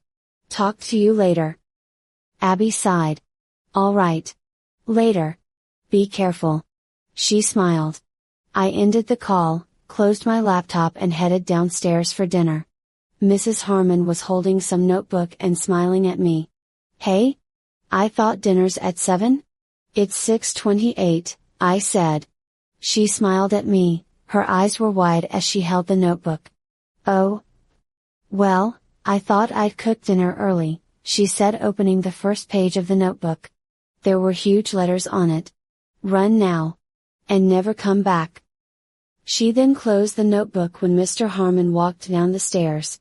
"Hope you're okay with that," she said before going off into the kitchen. Mr. Harmon walked down while fixing his tie. "Hey there, Emily. What were you and my lovely wife talking about?" "Oh? Yeah, she was just asking me if I liked my tacos spicy," I stuttered. He studied me a while. "Hey, have you seen Caleb?" I asked, my words rushing out of my mouth. I'm sure I sounded a little suspicious. He tilted his head upwards. "Upstairs," he said in a monotone voice. "Thanks," I said, slowly heading for the stairs. When I got upstairs, and into Caleb's room, I saw him on the floor playing with a toy car. He was wearing a blue jacket with some sweatpants. That was quite odd, it was so hot inside. "Hey, Caleb," I said, running toward him. I then squatted down next to him. "I know you don't want to talk to me, but we have to go." He shook his head. I grabbed him. "Caleb, come on." "No," he yelled. I picked him up, but he struggled against me. "Why?" "I can't leave." He whined. "Mr. Harmon said I can't leave." He fell out of my hands, and I noticed a stain on the back of his jacket. It grew whiter like water had just spilled on him. I quickly ripped off his jacket, which exposed deep cuts and slashes on his back. I put my hands over my mouth and held in my scream. "Caleb," I whispered. I turned him around, which was also horrifying. His chest had multiple stab wounds in them. I wondered how he was still alive. Without arguing, I picked him up and carried him downstairs. He kept telling me that he couldn't leave. I said I would keep him safe. Mr. Harmon wasn't in sight, so I headed straight for the door. Luckily, I got out without anyone noticing. I ran to the only person I could think of. Violet. I still held Caleb in my arms, but sadly, before I could even make it 20 feet away from the garden, Caleb looked at me and said, "Can't leave." Then he disappeared. Just like that, he vanished, right in front of me. I looked around. My heart started beating faster, and I felt the tears fall down my cheeks. I screamed Caleb's name. When I looked back at the mansion, I saw Caleb and Mrs. Harmon standing in the doorway. I ran back to them. When I got there, Mrs. Harmon hugged me. "Emily." She started to cry. I thought he would change. I thought we could have children again. We wanted to fix this and fix us. I'm just, so sorry. You have to go. He'll kill you, she said, looking back over her shoulder. I'm not leaving without Caleb, I yelled at her, reaching for him. She pushed me back until I fell on the ground. I'm so sorry. Caleb's dead, she said before slamming the door. I ran back toward the door and started banging and kicking on it, yelling Caleb's name. Around me, I kept hearing whispers, over and over again saying, "Can't leave. Can't leave. Can't leave. Can't leave." I then heard glass shatter behind me. I turned around. My heart felt like it stopped as the two of them stared back at me. Chapter 13, The Paintings. As I opened my eyes and got used to my current dark surroundings, I realized where I was. I sat up. I was sitting in my bed. I was in my old bedroom. My door was wide open, and I saw a shadow hover across the wall, then I started hearing noises. "Hello?" I yelled out. My mother and father suddenly appeared in front of my door at the same time. They smiled at me. My mom went over to the TV that was on and turned it off. She then walked over to my dad who was still smiling at me. "Do you think we should call the cops?" she asked my dad. "I promise, everything will be okay. We'll decline his offer then call the police," he kissed my mother, then the both of them left my room, leaving me in the dark. It's like they didn't acknowledge that I was awake. I quickly pushed the covers off of me and ran over to the door. When I opened it I heard muffled sounds. I jerked myself back into the room. The sound of my dad's voice made me peek out of the door again. I viewed the living room, a dark silhouette, and my dad. He was leaning in the middle of my view. It was dark. My dad's back was to me, and the silhouette held the gun out towards my father. "Please, I'm sure there's another way," I heard my dad whisper. Another silhouette stepped in front of my dad. "Try telling that to Mr. Harmon." The stranger pointed the gun to my dad's head and shot him. Suddenly, my mother ran out into the hallway, but when she saw the intruders, she pulled her phone out of her pocket and ran back into her room. The strangers followed her then shot her as she hid behind the bed. "Where is he?" "He said he'd be here before the cops come," one of the strangers said. They seemed not to notice me. It was like I was invisible. "Hey, he said to leave the will," one of them said, stepping toward Caleb's room. Just then, the cops came in the house and shots went off. Everything then turned white. I woke in the abandoned house with Jasper standing over me. "Jasper?" I whispered. "Violet," he shouted, looking away from me. "She's okay." Jasper helped me to my feet and patted me on my back. "We thought we lost you." "What happened to me?" I asked. Jasper looked over his shoulder. "It was Violet. She told me you were in trouble." "What?" I said looking around, expecting to see Violet. "How could she know?" He cleared his throat. I looked behind me, and there Violet was. I walked up to her. I headed up to here with what was going on. I just wanted Caleb, and I wanted him now. "What do you know?" I asked, pointing my finger at her while walking closer to her. "Emily," Violet murmured. "My brother is dead. I don't know what's going on," I yelled. I started to cry. Jasper took my hand. "Emily. She's going to tell you everything." Violet nodded. "Jasper, please wait outside." Violet and I walked upstairs to the 4th floor. She led me into a room full of paintings. All of the paintings were of kids, families, soldiers, and of some old people. They were the most beautiful paintings I had ever seen. Violet walked away to an old desk. I continued looking. There was one photo in particular that caught my attention. It was a picture of some middle-aged woman. She looked so much like my mother. Violet was now standing beside me, holding some magnifying glass in her hand. "Did you draw these?" I asked Violet. She started to breathe hefty as she looked at the photo. "My dad drew these." She then turned to look at me. It was like she was scared and afraid. Mr. Harmon's old house. Violet? I should have figured it out before. This was Mr. Harmon's daughter. She nodded her head as if she knew what I was thinking. What happened? I asked her. She took a deep breath and looked back at the photo. I stared at it too. She placed the magnifying glass on the painting. My dad had some crazy obsession with art. He preferred his art to. She then moved the magnifying glass back and forth, which revealed 2 real eyes of the painting. The painting had real eyes. To be alive, she whispered. I stared at her horrified. You recognize the painting, didn't you, Emily? Is it her? I asked. Yes.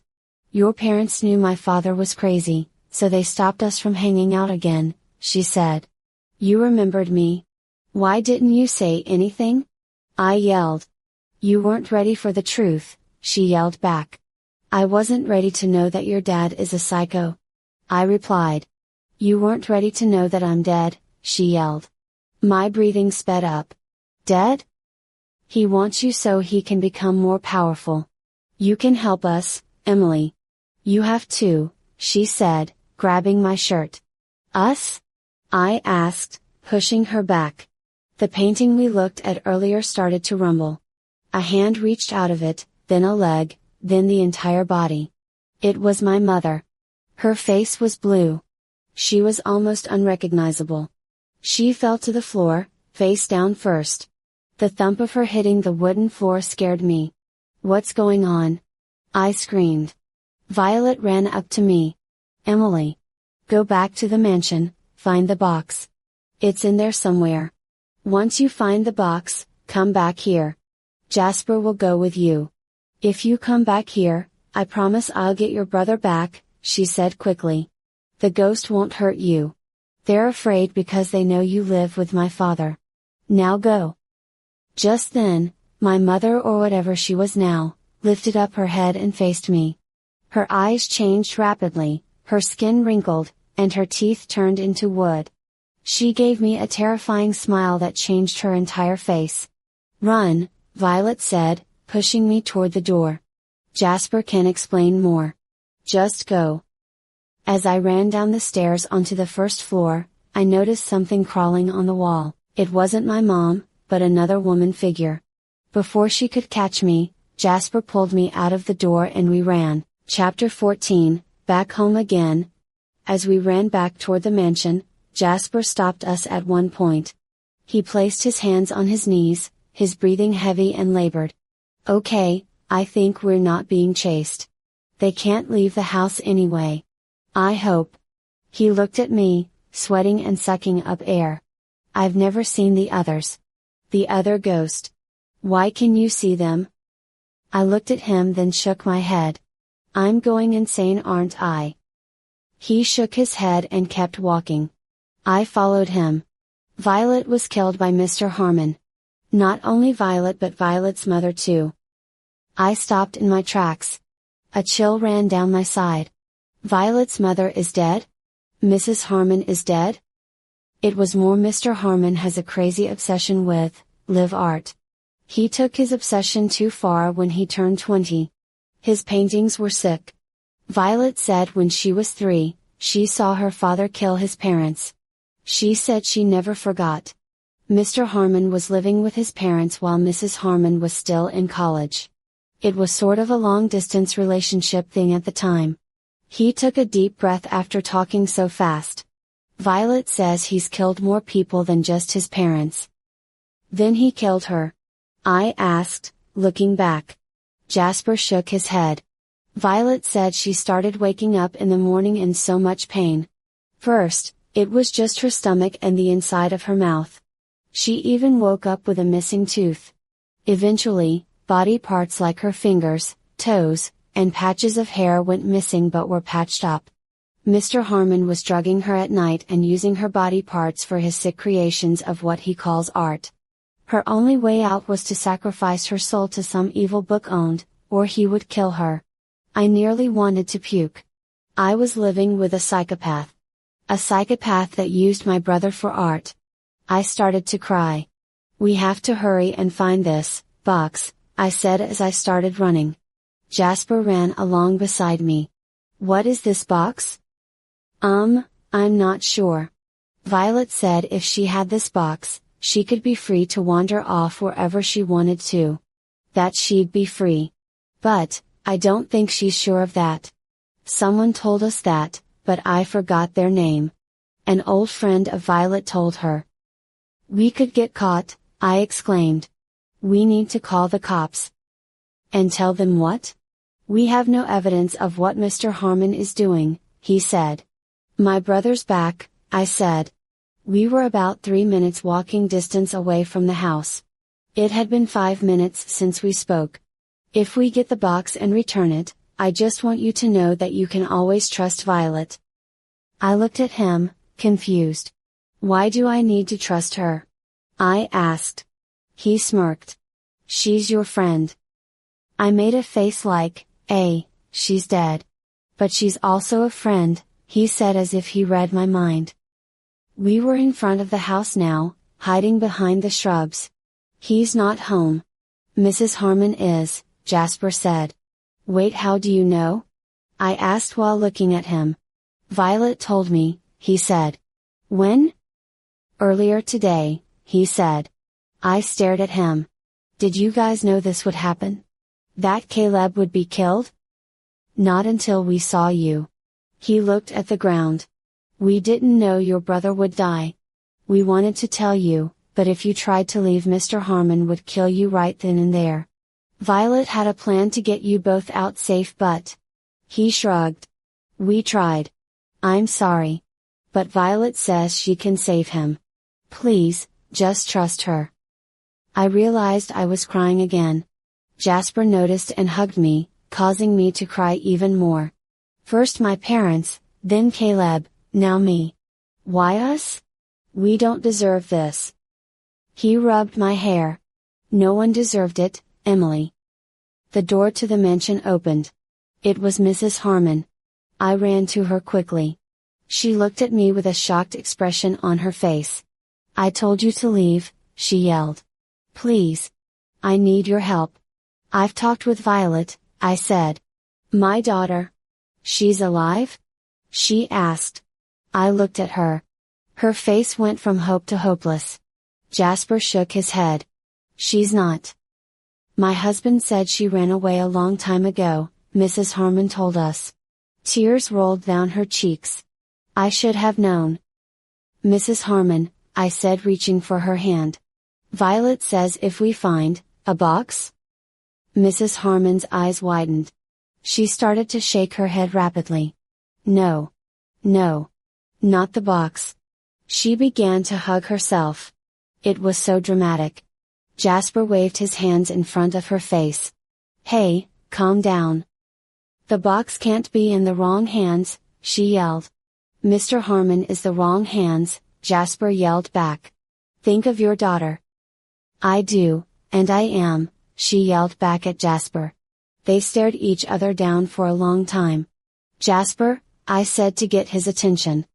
I then looked back at Mrs. Harmon. "Fine. Let me just say one last goodbye to Caleb before I go." She stared at me for the longest time before nodding. "He's in his room." Jasper and I started to walk into the mansion, but she stopped us. "But Jasper stays here with me. You have 7 minutes before Mr. Harmon comes back." "But..." Jasper started. "That's the deal."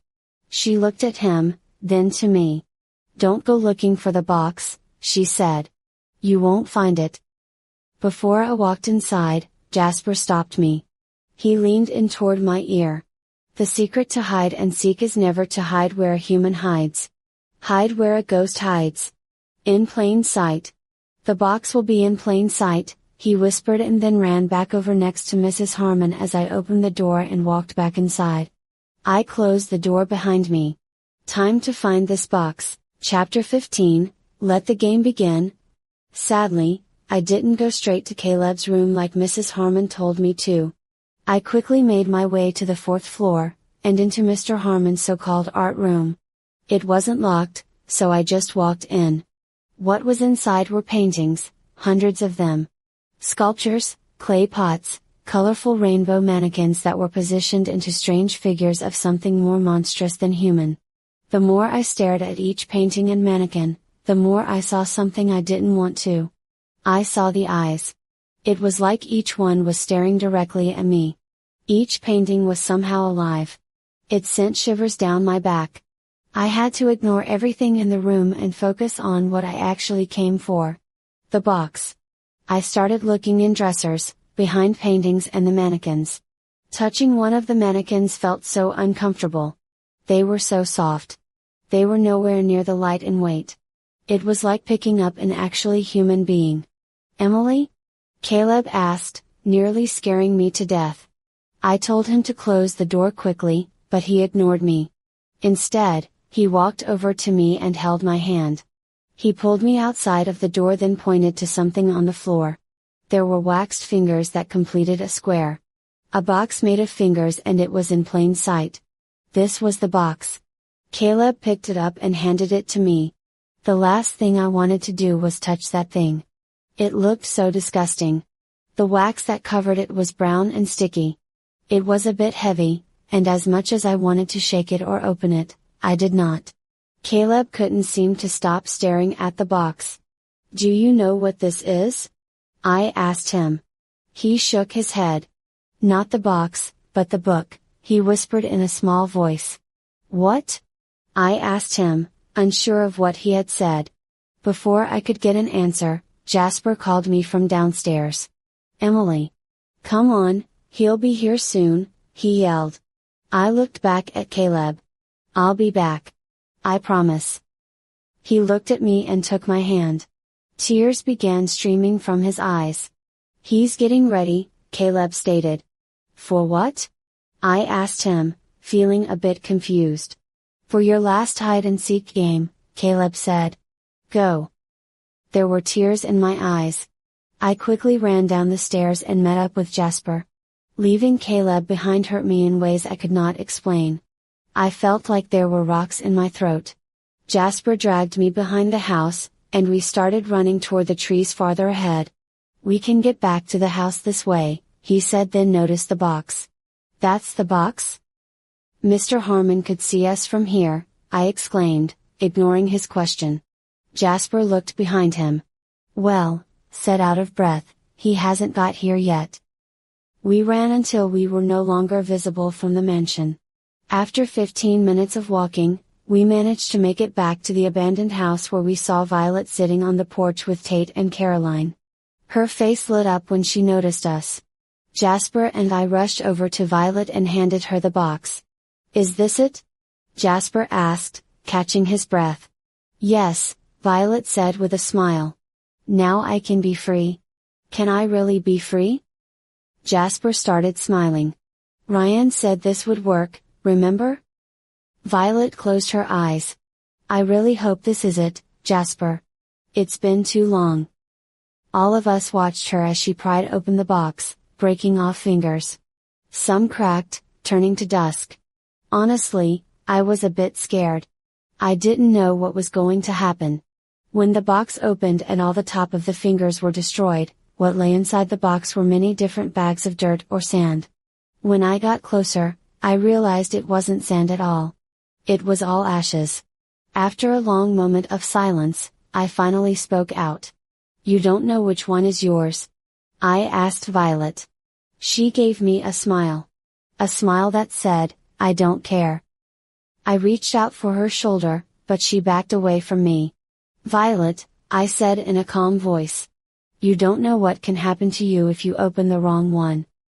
Violet held all the bags in her hand, then reached behind her pants. She pulled out a box knife of the sort, then, in one long cut, all of the ashes spilled onto the porch in front of her. "Let's hope something good." Violet then fell to the ground, however, stopped and stared at the ashes. "Oh my God! These aren't ashes. It is sand. Feel how soft it is, guys. It's fake. It's fake. He lied to me." Jasper went to help her, but deep and low echoed moans from inside of the house startled us. The moans grew louder, and there were now screams from hundreds of voices. Screams of hatred, pain, and agony. I heard men, women, and children.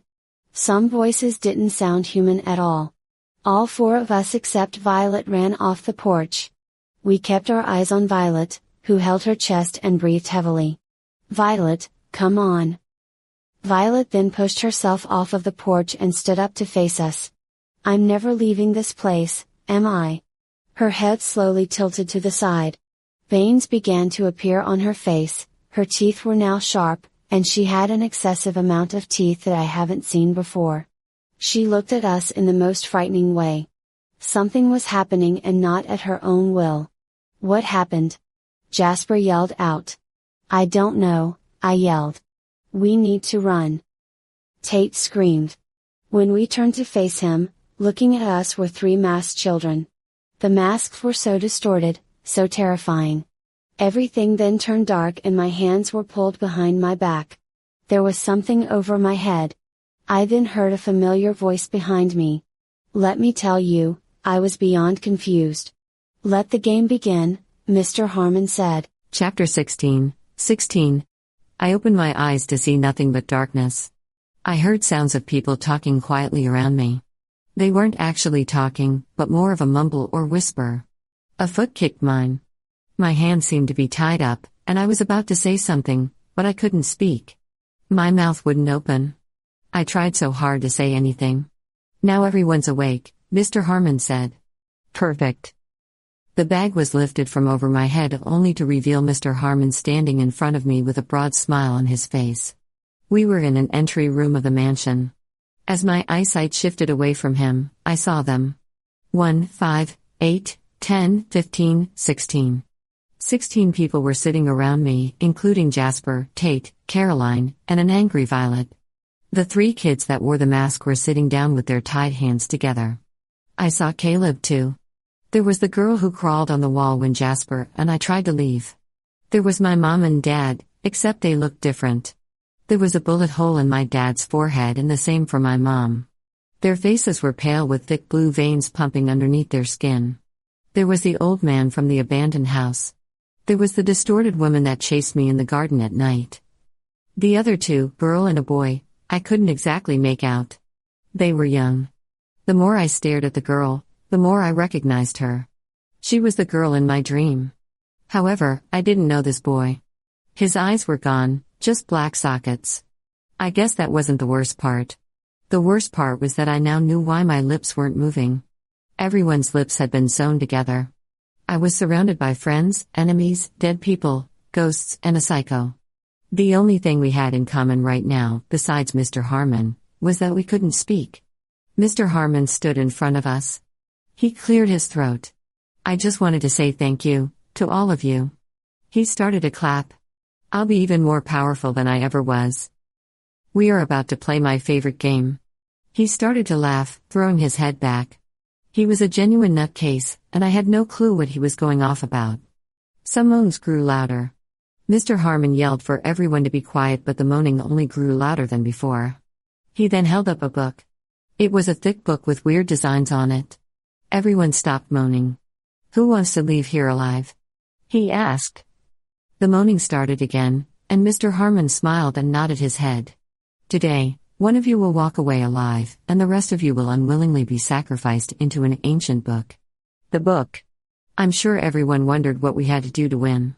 You have to win the hide-and-seek game that we're going to play. Sounds like fun? He said. Well, it's not fun. It's deadly, and people will die tonight. Now, we'll play by my rules. There are 16 of you, and today, only one of you will leave. Mrs. Harmon walked inside of the room, carrying a box. She emptied the box onto the floor where knives, axes, tools, and kitchen utensils fell out. I was beginning to feel very nervous. In this game, each one of you is, indeed, alive and will be untied, then given a weapon. You will then be given a card. He pointed his finger in the air. If your card says murderer, it means you're it. You do not tell anyone that you're the murderer, that would be cheating. Mrs. Harmon stepped next to Mr. Harmon. He placed his arm around her. My wife especially sewed your lips together for you to say only these things, you're dead, and, I found a dead body. He then pointed to Violet. Please, try it. She hesitated for a bit before saying it. I found a dead body, she said in a soft voice. Mr. Harmon continued, whoever gets the card, murderer, will search for the others. The lights will be off. Once you found someone, you simply whisper in their ear, you're dead, then kill them. You may leave the body or hide it. If someone finds the body, they yell, I found a dead body. Once you yell that, the lights will come on, and all of us will meet here in this room. We'll guess the murderer, then the game will start over again until there's only one murderer left. Mrs. Harmon started to untie everyone's hands. When she got to mine, I felt her hands on my hips and legs as if she was searching for something. When she was done with me, she gave me a long look. Mr. Harmon noticed her and cleared his throat, indicating for her to finish untying the rest. Once Mrs. Harmon finished, Mr. Harmon handed everyone a weapon. I got an axe. Caleb got a screwdriver. Tate and Jasper got knives. Caroline had an electric drill. I looked at them nervously. They stared back and shook their heads slightly. Jasper kept eyeing the front door. We could have made a run for it, but the door was gone. We were hopeless. Also, Mr. Harmon said, cheating will kill you. If you are the murderer and you don't kill the person you come across in 8 seconds, you'll die and the lights will come on. If you refuse to play, you will also die. If you yell out, you found a dead body, and there is nothing there, you die. He placed his hands on his hips. There is no escape. The doors are gone. The only way out is to win. Mr. Harmon took out something from his shirt pocket. The cards. Everyone got a card. Mine was blank. I wasn't the murderer, and thank God. As I looked up at everyone, I realized that one of them was the murderer. It could have been anyone. All these eyes stared around at each other, hearts full of hatred and no mercy. Except for Tate, Caroline, Jasper, and me, there would be no remorse today. I felt the eyes of angry dead people on me. Today was about survival. No one could be trusted, I'm afraid to say. Mr. Harmon smiled one last time before disappearing. He vanished right in front of us. The lights were still on, so the game hadn't started yet. I felt my heart racing. I wasn't ready for this. Lights off. A voice in the air shouted. The words made my stomach ache. Let the game begin. Chapter 17, 15. I crept around as I made my way to the kitchen. I crouched inside Mrs. Harmon's cabinet where she kept cleaning material. Since there was enough room for me, I closed it. My heart was beating so hard that it'd probably give me away. I had tried to look for Caleb, but he was gone. I even tried looking for Tate and the others, but they were gone, too. As I sat there alone, I couldn't help think back to the last game I had played with Abby. I remembered something I had thought off during a game with her. Sometimes you had to eliminate those closest to you. This was exactly like that. The sound of footsteps nearly scared me to death. There was someone in the kitchen scrambling for a hiding place. I heard them breathing very heavily. I listened to a chair move, so I guess they hid under the table. While I waited, I thought about Violet and what happened to her. She wasn't herself. Not at all. Mr. Harmon had held a book, and I didn't know what it was for or why people had seemed to fear it. What was it about that damn book? Just then, I felt something lean on my shoulder. It was dark, I couldn't talk, and I was in a house full of nothing but superstition and dead people. Well, they were once dead. I heard a small moan. I felt tears running down my cheek and the other stranger's pulse on mine. As I thought, maybe this could be the murderer, I quickly opened the door. It was a stupid move, but I was just too afraid. When I crawled out, I suddenly stumbled onto something. My hands and knees fell to something wet on the ground. I looked to my side. There was a very still and hunched figure on the ground next to me. Nervously, I touched it and poked it. Nothing. They were dead. I found a dead body, I exclaimed. The lights immediately came back on. The dead person on the floor was the little boy, about Caleb's age that I didn't know about. I quickly ran to the kitchen and washed my hands. I started to cry again but stopped when I saw her come out of the cabinet I hid in. It was the thing that chased me in the garden. The only reason her head laid on my shoulder is because the body was so twisted and bent. I wanted to puke. She gave me a menacing look that sent me flying back into the front room. Some of us met back in the front room by the entrance of the mansion. When everyone was present, Mr. Harmon appeared in the middle of all of us. He smiled. "Magnificent, my dear," he said, looking at me. I gave him the best frown I could. He turned away and looked at everyone else. "So, who do we think it was?" he asked. Fingers pointed to one another. Some even pointed to me. Most were pointed to the lady that had been hiding with me. I noticed that the old man's knife had blood on it. I pointed to him, stepping closer. Mr. Harmon saw me and smiled. The old man. "Wow, Father! I'm so proud of you today," Mr. Harmon said. The old man looked away. Mrs. Harmon pulled the dead body out of the kitchen and placed it by the entry of the door.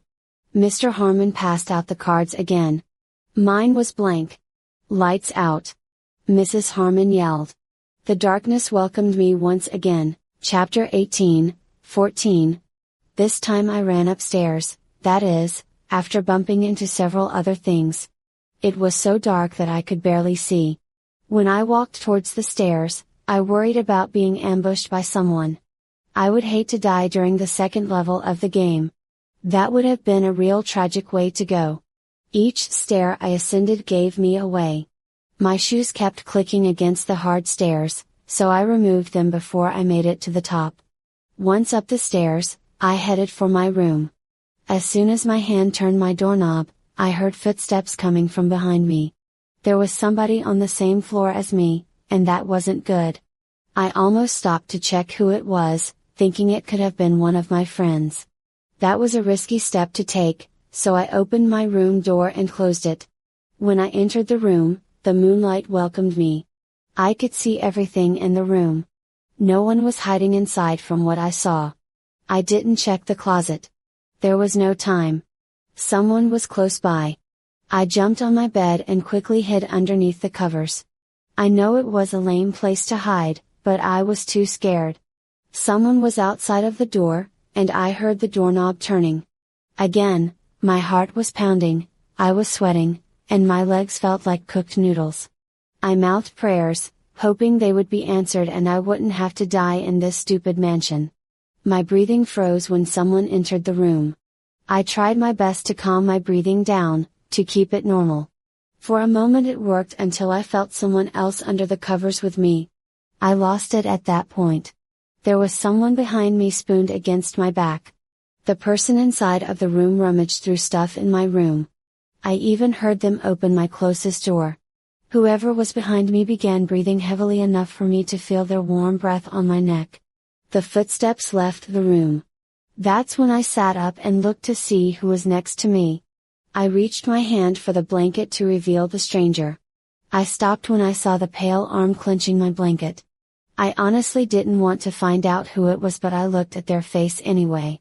At first, I didn't know who it was when I saw their blue face, but I recognized the hair. It was the girl who wore the mask.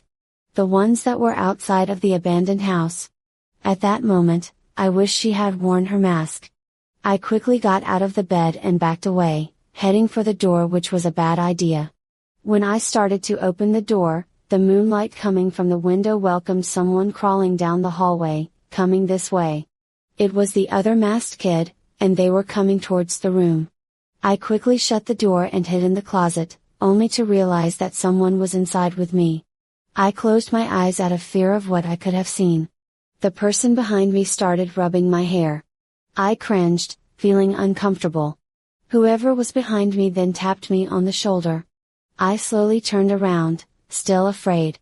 The person grabbed my hand and raised it into the air. Soon after, I felt hair that fell over the eyes of the person. There was only one person with hair length like that. Jasper. I forced a smile through the tears falling down my cheek. I felt so safe for a moment and so happy that he was alive. The door to the room opened. My breathing ceased. Jasper grabbed my waist and pulled me back. He walked in front of me. Scared, I gripped the back of his shirt and looked over his shoulder. Suddenly the closet door opened, and someone quickly crawled inside. Jasper struggled to keep the masked child away from me. They seemed to be focused more on me than Jasper. Scared for my life, I began kicking the mast kit instead of drawing my weapon. Jasper was about to draw his weapon, but someone yelled out. I found a dead body. I was quickly released. I nearly started to cry, but Jasper held onto me and walked us both back into the entry room. He rubbed my arm on our way downstairs. Even though he couldn't speak, I knew he'd tell me everything was going to be okay. I could just hear it in mind. Once in the entry room, I saw Mrs. Harmon dragging in another dead body. It was one of the masked children. So, Mr. Harmon said, "Who's the murderer?"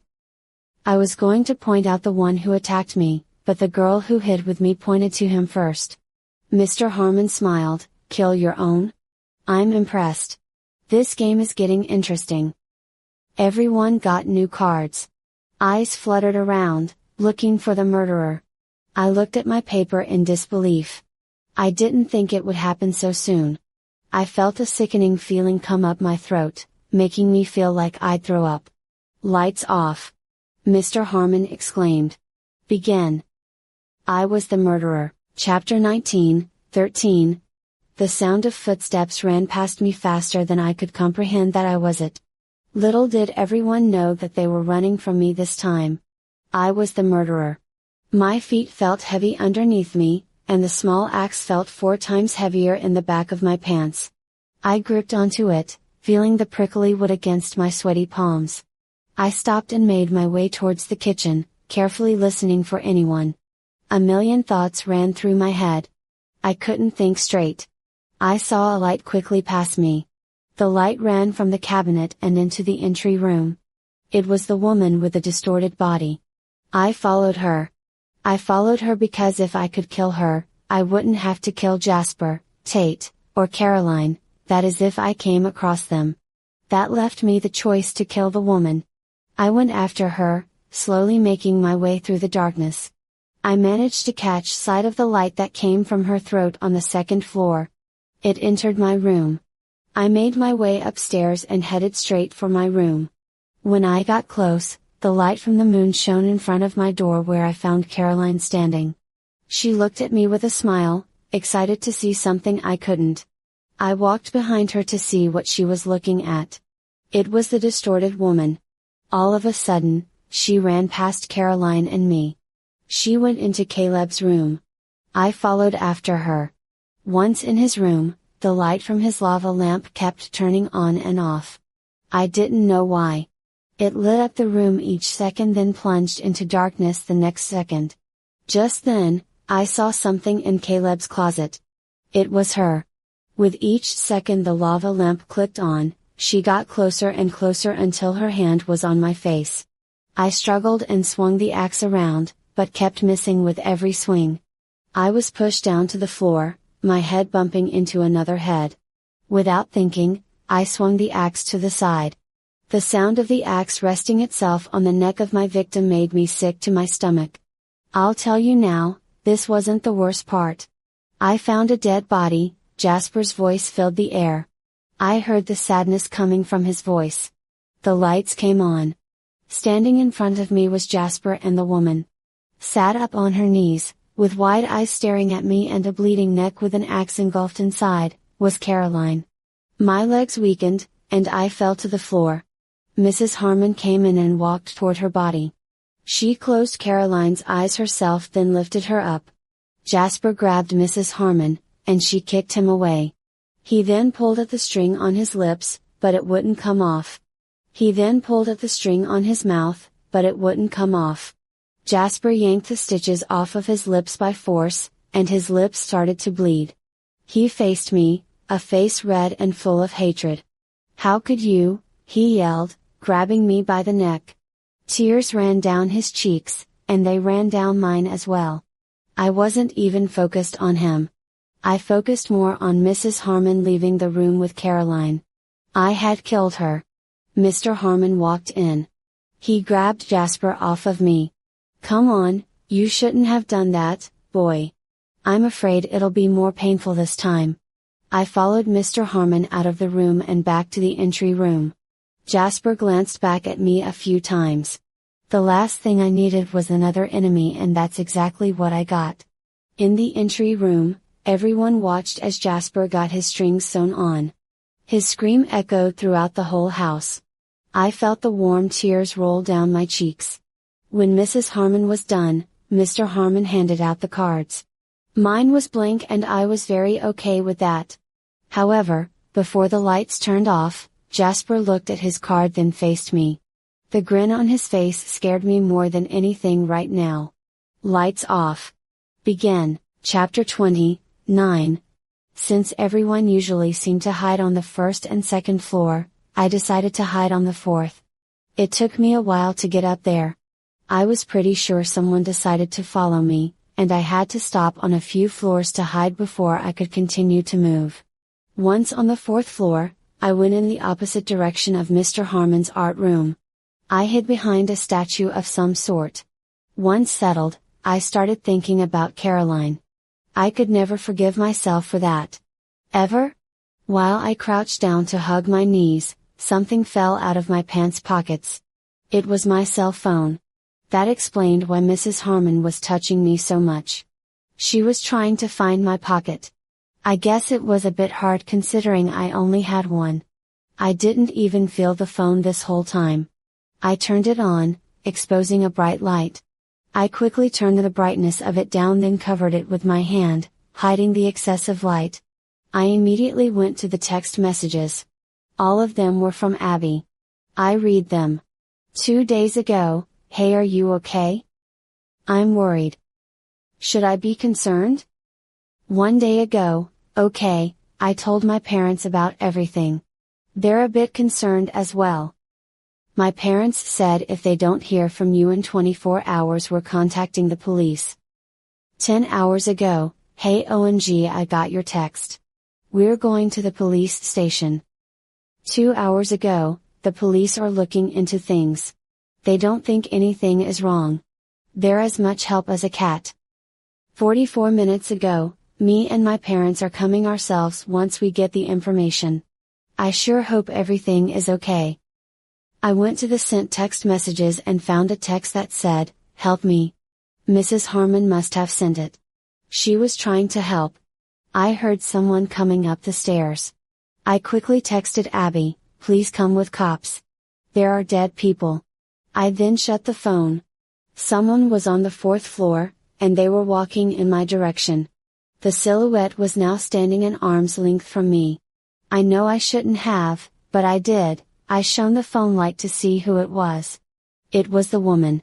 She stared back at me. Moths were coming out of her mouth, and one landed on her head. Why did she keep following me? She reached for my phone. I thought she'd break it or something. All of a sudden she sat next to me and turned on my phone. Her head was anything but still.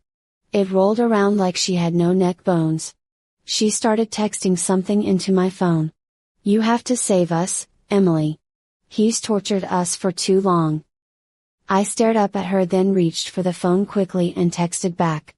"What happened to you? Why are you like this?" "The book. Emily, please save us." "How?" "Someone is coming." She texted, then shut off the phone off. "Someone else on the fourth floor with us. I found a dead body," someone yelled out from downstairs. The lights came on. In front of us was Jasper. He was holding a drill this time. The drill Caleb had. How did he get Caleb's drill? I thought the worst. Jasper smiled at me. He pulled the strings off of his lips once again. Blood dripped to the floor like a faucet turned on low. "This is for Caroline," he shouted, tears pouring down his face. He walked toward us, then raised the drill in the air. The game was over, he couldn't do that. The distorted woman raced toward him, aiming for the drill. Their hands were high in the air along with the drill, pushing one another here and there. Her back faced the stairwell.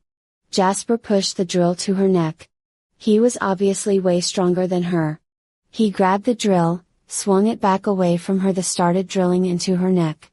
A part of stairwell broke off from weight, falling along with the woman. The landing was loud and hard. Jasper stared at me with empty hands. He attempted to run towards me but stopped. His eyes started to bleed and his bones twisted in his body. He screamed from the pain. Behind him stood Mr. Harmon with his arms crossed. "Cheating kills you," he said. Mrs. Harmon ran upstairs. She looked at his body and shook her head. "Wow, 5 dead." Once downstairs, I found out Jasper murdered 3 other people, one of the masked kids, Mr. Harmon's father, and Violet. Now that Jasper was now dead too, that left 9. The 9 left were Tate, Caleb, my mother, my father, the girl who crawled on the wall, one of the masked kids, the girl from my dreams, and me. The cards were handed out. Blank. Boy, was I tired. I hoped Abby got here real soon because of this time. Tate gave me a real hard look. Lights off. Begin. Chapter 21, Crawler. I hid in the kitchen, the living room, and the laundry room, but someone was still following me. Every time I stepped forward, another step followed behind me. Somehow, I got the guts to look behind me. I faced a silhouette. It wasn't much bigger than me. The person stepped closer to me then grabbed my hand. It was Caleb. I couldn't believe he was alive. I thought Jasper had killed him. At least, I believed that it was. He started tugging on my hand, wanting me to follow him somewhere. I followed him. We walked upstairs to the 2nd floor. I was afraid and also concerned. No one was walking around. I heard no other footsteps. We finally approached Caleb's room, where the moonlight from the moon exposed 2 dead bodies in front of me. Tate and my father. I turned to Caleb. "He killed our father." Caleb then held up a screwdriver and faced me. The screwdriver dripped blood.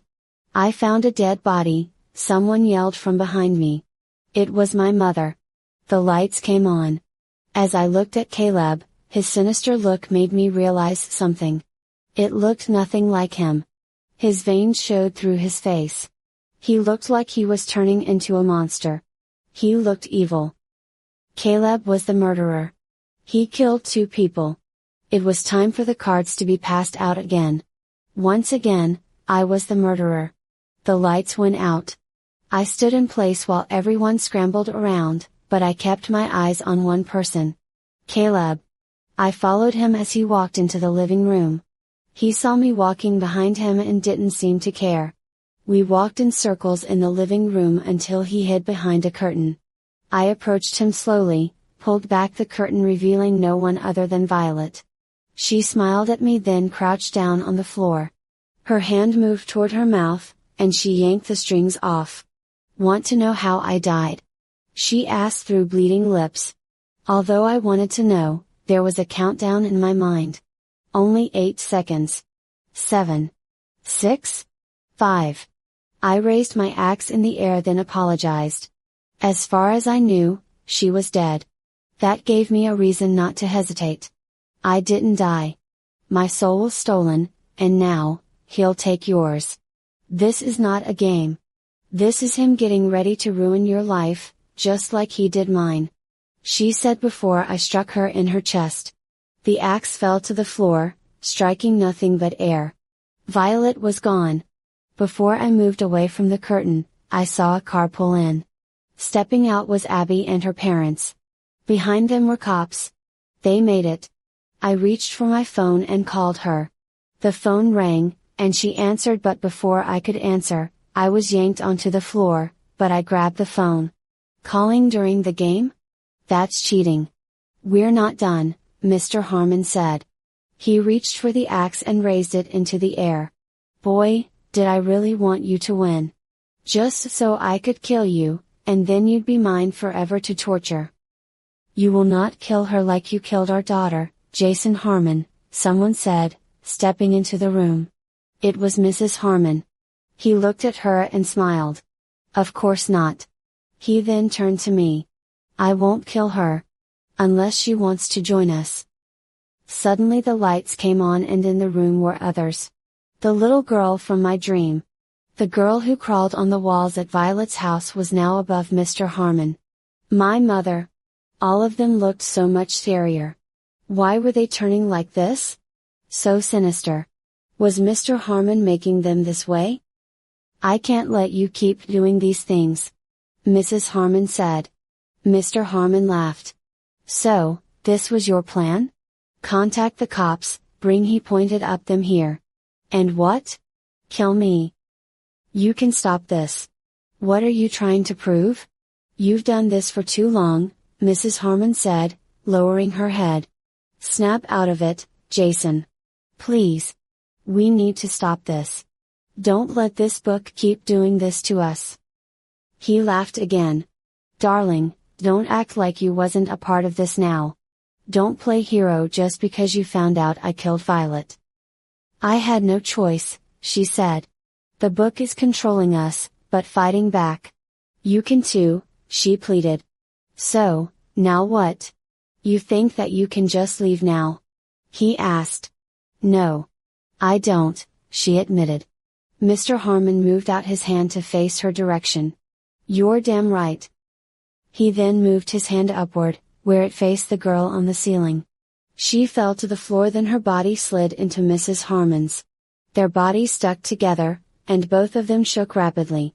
Sounds of agony formed deep in their throat. It sounded like a broken record playing backward.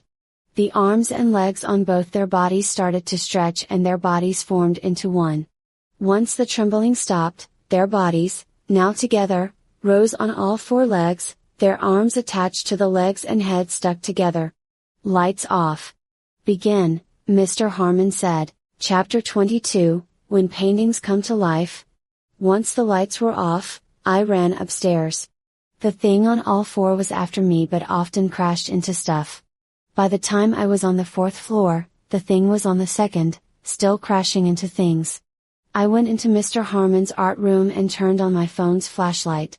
Downstairs, I heard the cops yelling and Abby calling after me. It brought back the same memories of my parents, yet they have been in Mr. Harmon's grip the whole time, and I had no idea why. They weren't going to get in. Not unless I somehow stopped Mr. Harmon. I shined the light around the room and noticed something. Every single painting was different. There were paintings of Tate, Jasper, Violet, the crawling woman, Caroline, Caleb. There were regular pictures of them, then there were paintings of them dead. A picture beside the window was of me. It was normal. As I was lifting it, another picture from behind fell. I picked it up. I viewed the painting, and my heart stopped. My body started to shake, and I wanted to collapse right then and there. The painting was a picture of a clown holding me, passed out in his left hand. And in the other hand was an actual beating heart. I put my hand to my heart to feel for a beat. This whole time, I thought my heart was beating when I was scared, and it wasn't. There was no beat now. Only the beating of my heart on the picture. He already had me. That same second I felt my heart beating. False alarm. Guess I was just too afraid in that moment and my anxiety had reached over the limits. I started looking around at every other painting. I saw a picture of Caleb with devil horns on his head. Another picture of Mrs. Harmon standing in fire. More paintings of the hide-and-seek players in a fire, even Jasper. Mr. Harmon's painting was what was making them so sinister. This was his way of torturing them, of controlling them, I thought. That's when I got one idea. Every painting needed to be destroyed, and I needed this so-called book. I had an idea. I slowly opened the front door and peeked out of it. My neck was grabbed forcefully. I couldn't see who it was, but it ripped off its stitches and started yelling at me.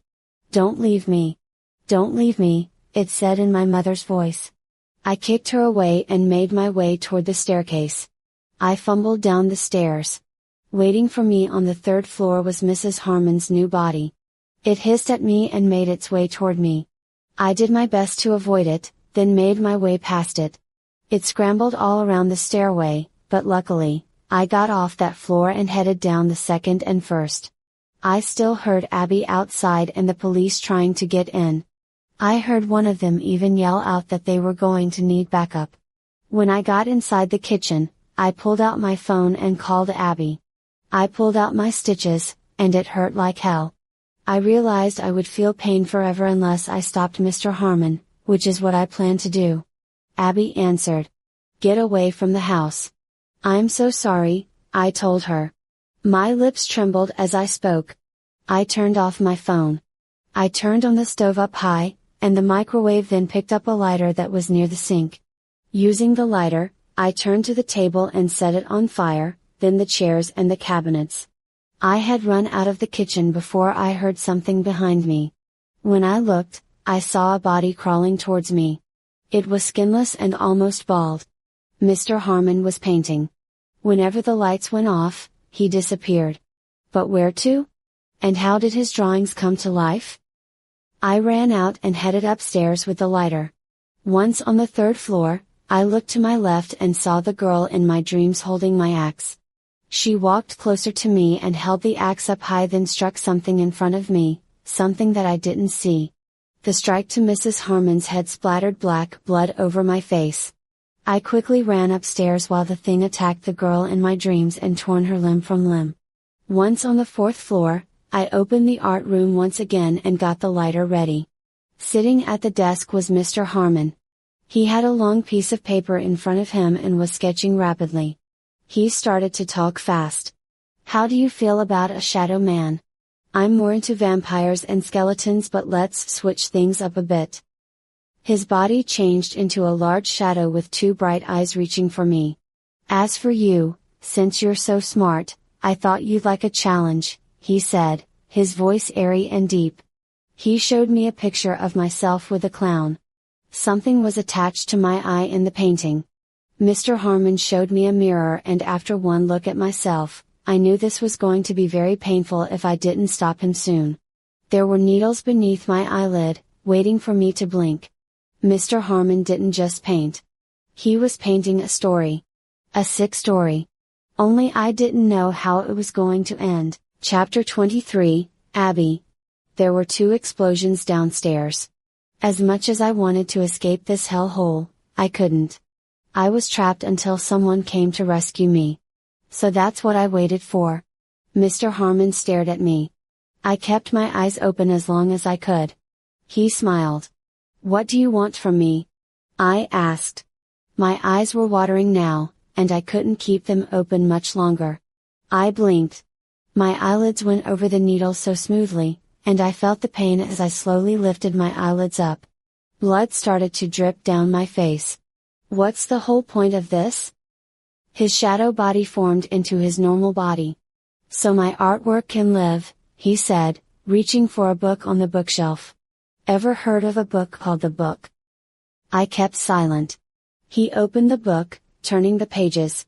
Imagine, he started, a book that unlocks the dark mysterious of the world. That unlocks so much power. It wasn't making any sense to me. That doesn't make any sense to me, I yelled, mostly from the pain I endured with my eyes. He chuckled. People like me don't have to make sense. By people like him, he clearly meant psychos. Emily, sometimes power comes with a price.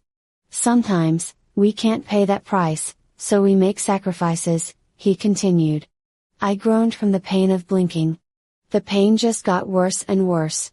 When I found this book, I didn't imagine I'd have to sacrifice my father and mother then child eventually. Bless them. My father's heart and soul went to the book exchange for power. Great power. I could talk to the dead. I took it a step farther. I sacrificed my mother and was able to shapeshift. It wasn't really about the art, Emily. I wanted you guys to join me in my incredible world. Violet wouldn't stay, so we needed someone else, and you seemed to like the perfect choice. You left your daughter in your parents' house. You didn't want anyone to join you, I said. She chose not to, he said. Seems like a lot of people chose not to, I said. Try to understand that I'm doing what's best for everyone. Don't you realize that we don't have to live? Get me? He asked. The paintings? Hide and seek? What's the point? I asked.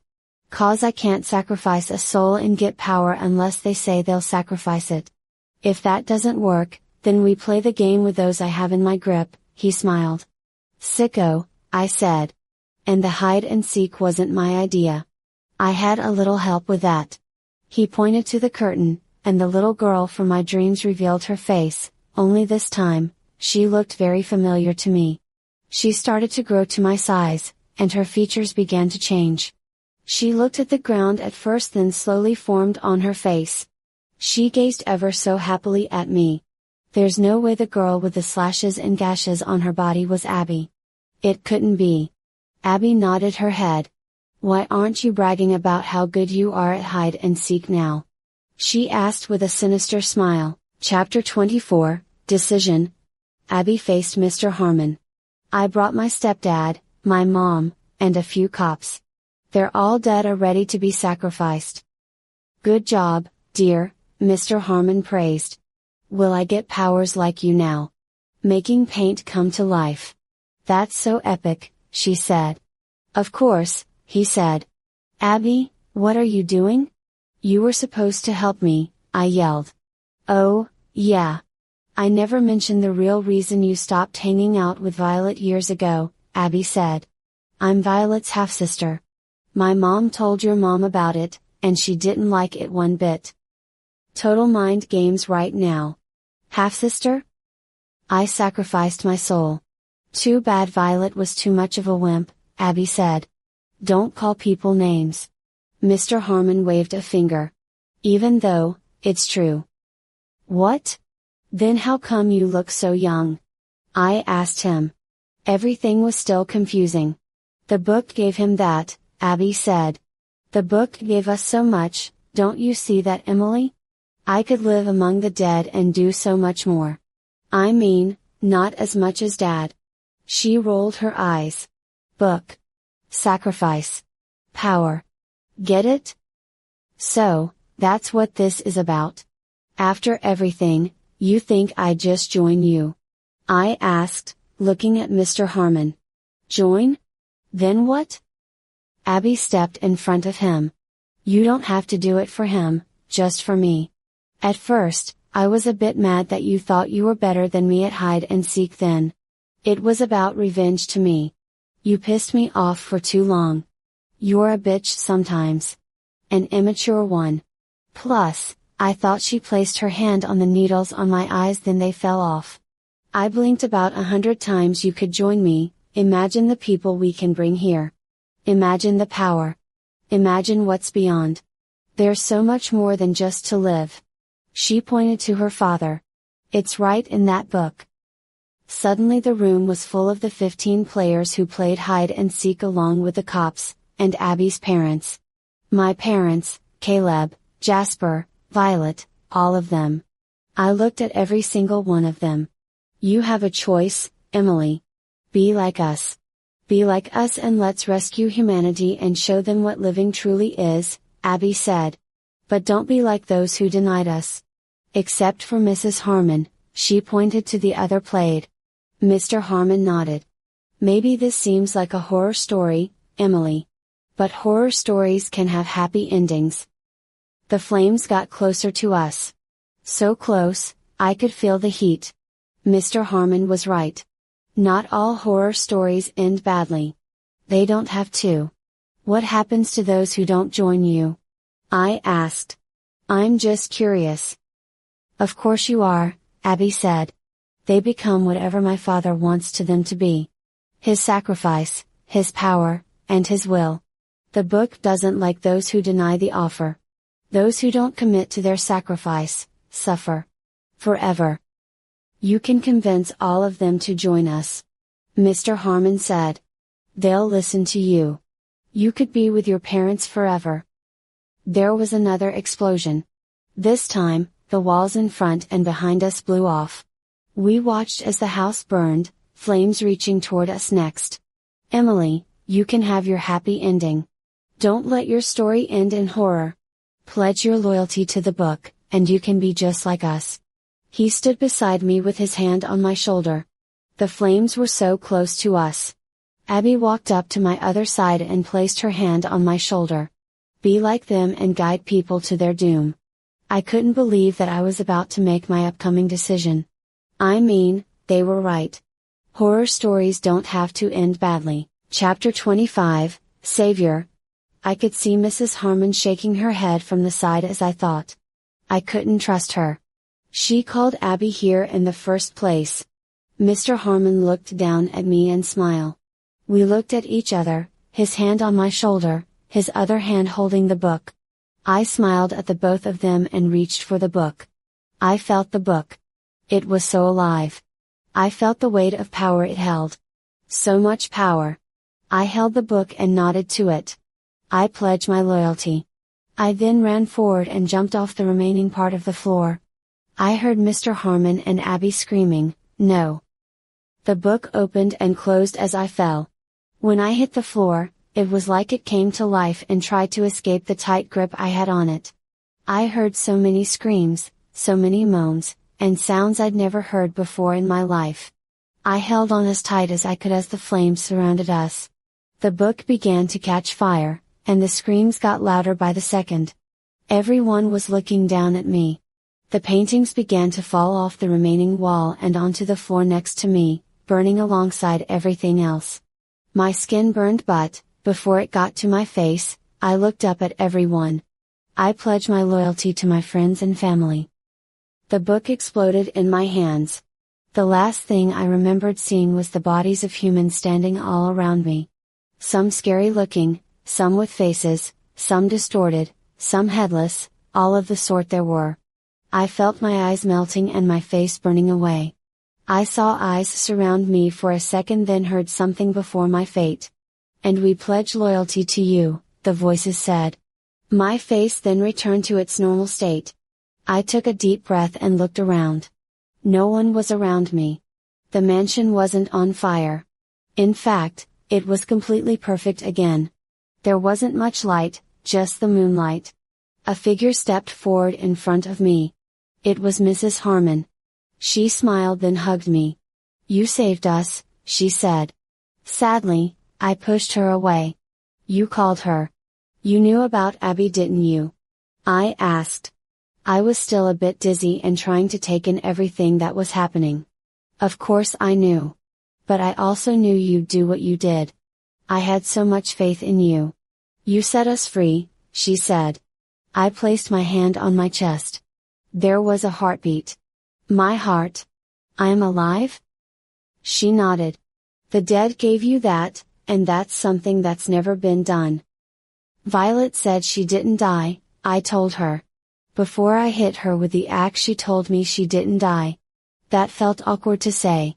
What she meant was that her life was stolen, Mrs. Harmon said. My husband would paint pictures of our daughter, beautiful and calm one second, then evil the next.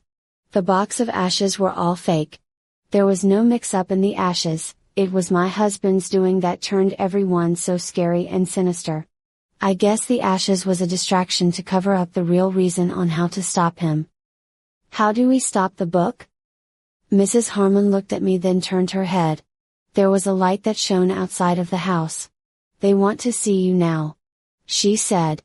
Mrs. Harmon opened the front door, and I saw my family and friends and everyone. Their faces were full of light, and all of them looked so happy.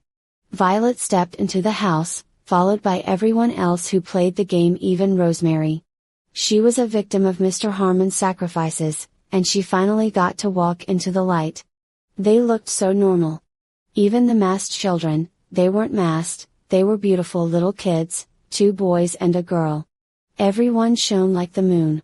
"We're safe now, Emily. Don't worry about us," she said. She then waved goodbye to me and walked outside into the light. Her body then lightly rose into the air. Everyone else waved goodbye and followed her.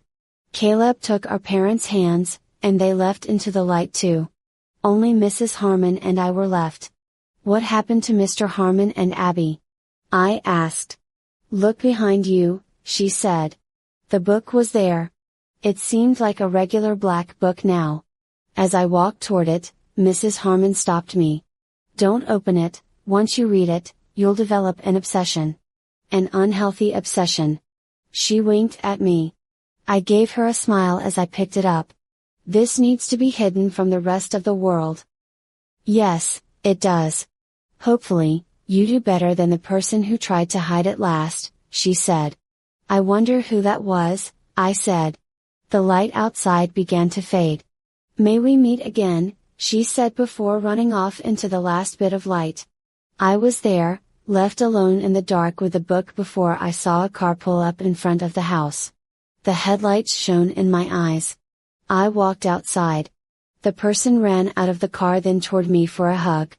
I hugged her back, almost wanting to cry my eyes out. It's okay. I know everything, my grandma said. We walked to the car. Once I was sitting in the front seat of the car, the mansion was nothing but a pile of rubble as if it had been burned to the ground, much like I had tried to do. Nothing remained but wood, glass, and ashes from the stuff in the house. I looked at the house once more before we took off. My grandma explained to me that she had a dream that I was in trouble. That she contacted the police and they told her everything. I guessed when she said that she knew everything she only meant about my parents. She knew nothing about what happened here. She even asked about Caleb. I had a long story to tell her. But before I told her, I asked her if we can stop somewhere. By the lake. Dear reader, if you have found this book, then I advise you to contact this number, 803-667-2323. There will be a $7,000 reward if you return the book unread to me. I will know if you read it. Trust me. That was the best that my 14-year-old mind could do. I placed the letter in the front of the book while closing my eyes. I then closed the book, wrapped it tightly with duct tape, wrapped it in many bags, and threw it in a huge stone. When we got to the lake, I stepped into the water and tossed the book as far as I could. I hoped that years from now, no one would find that book, because if someone found it, all hell would be unleashed once again. Series order: Hide and Seek. Hide and Seek, The Return of Mr. Harmon or Violet. Helena and the Rings. Links to Hide and Seek but can be read before any of these. BTW, Violet is a book of how Mr. Harmon found the book. Helena and the Rings will explain more about the origin of the book.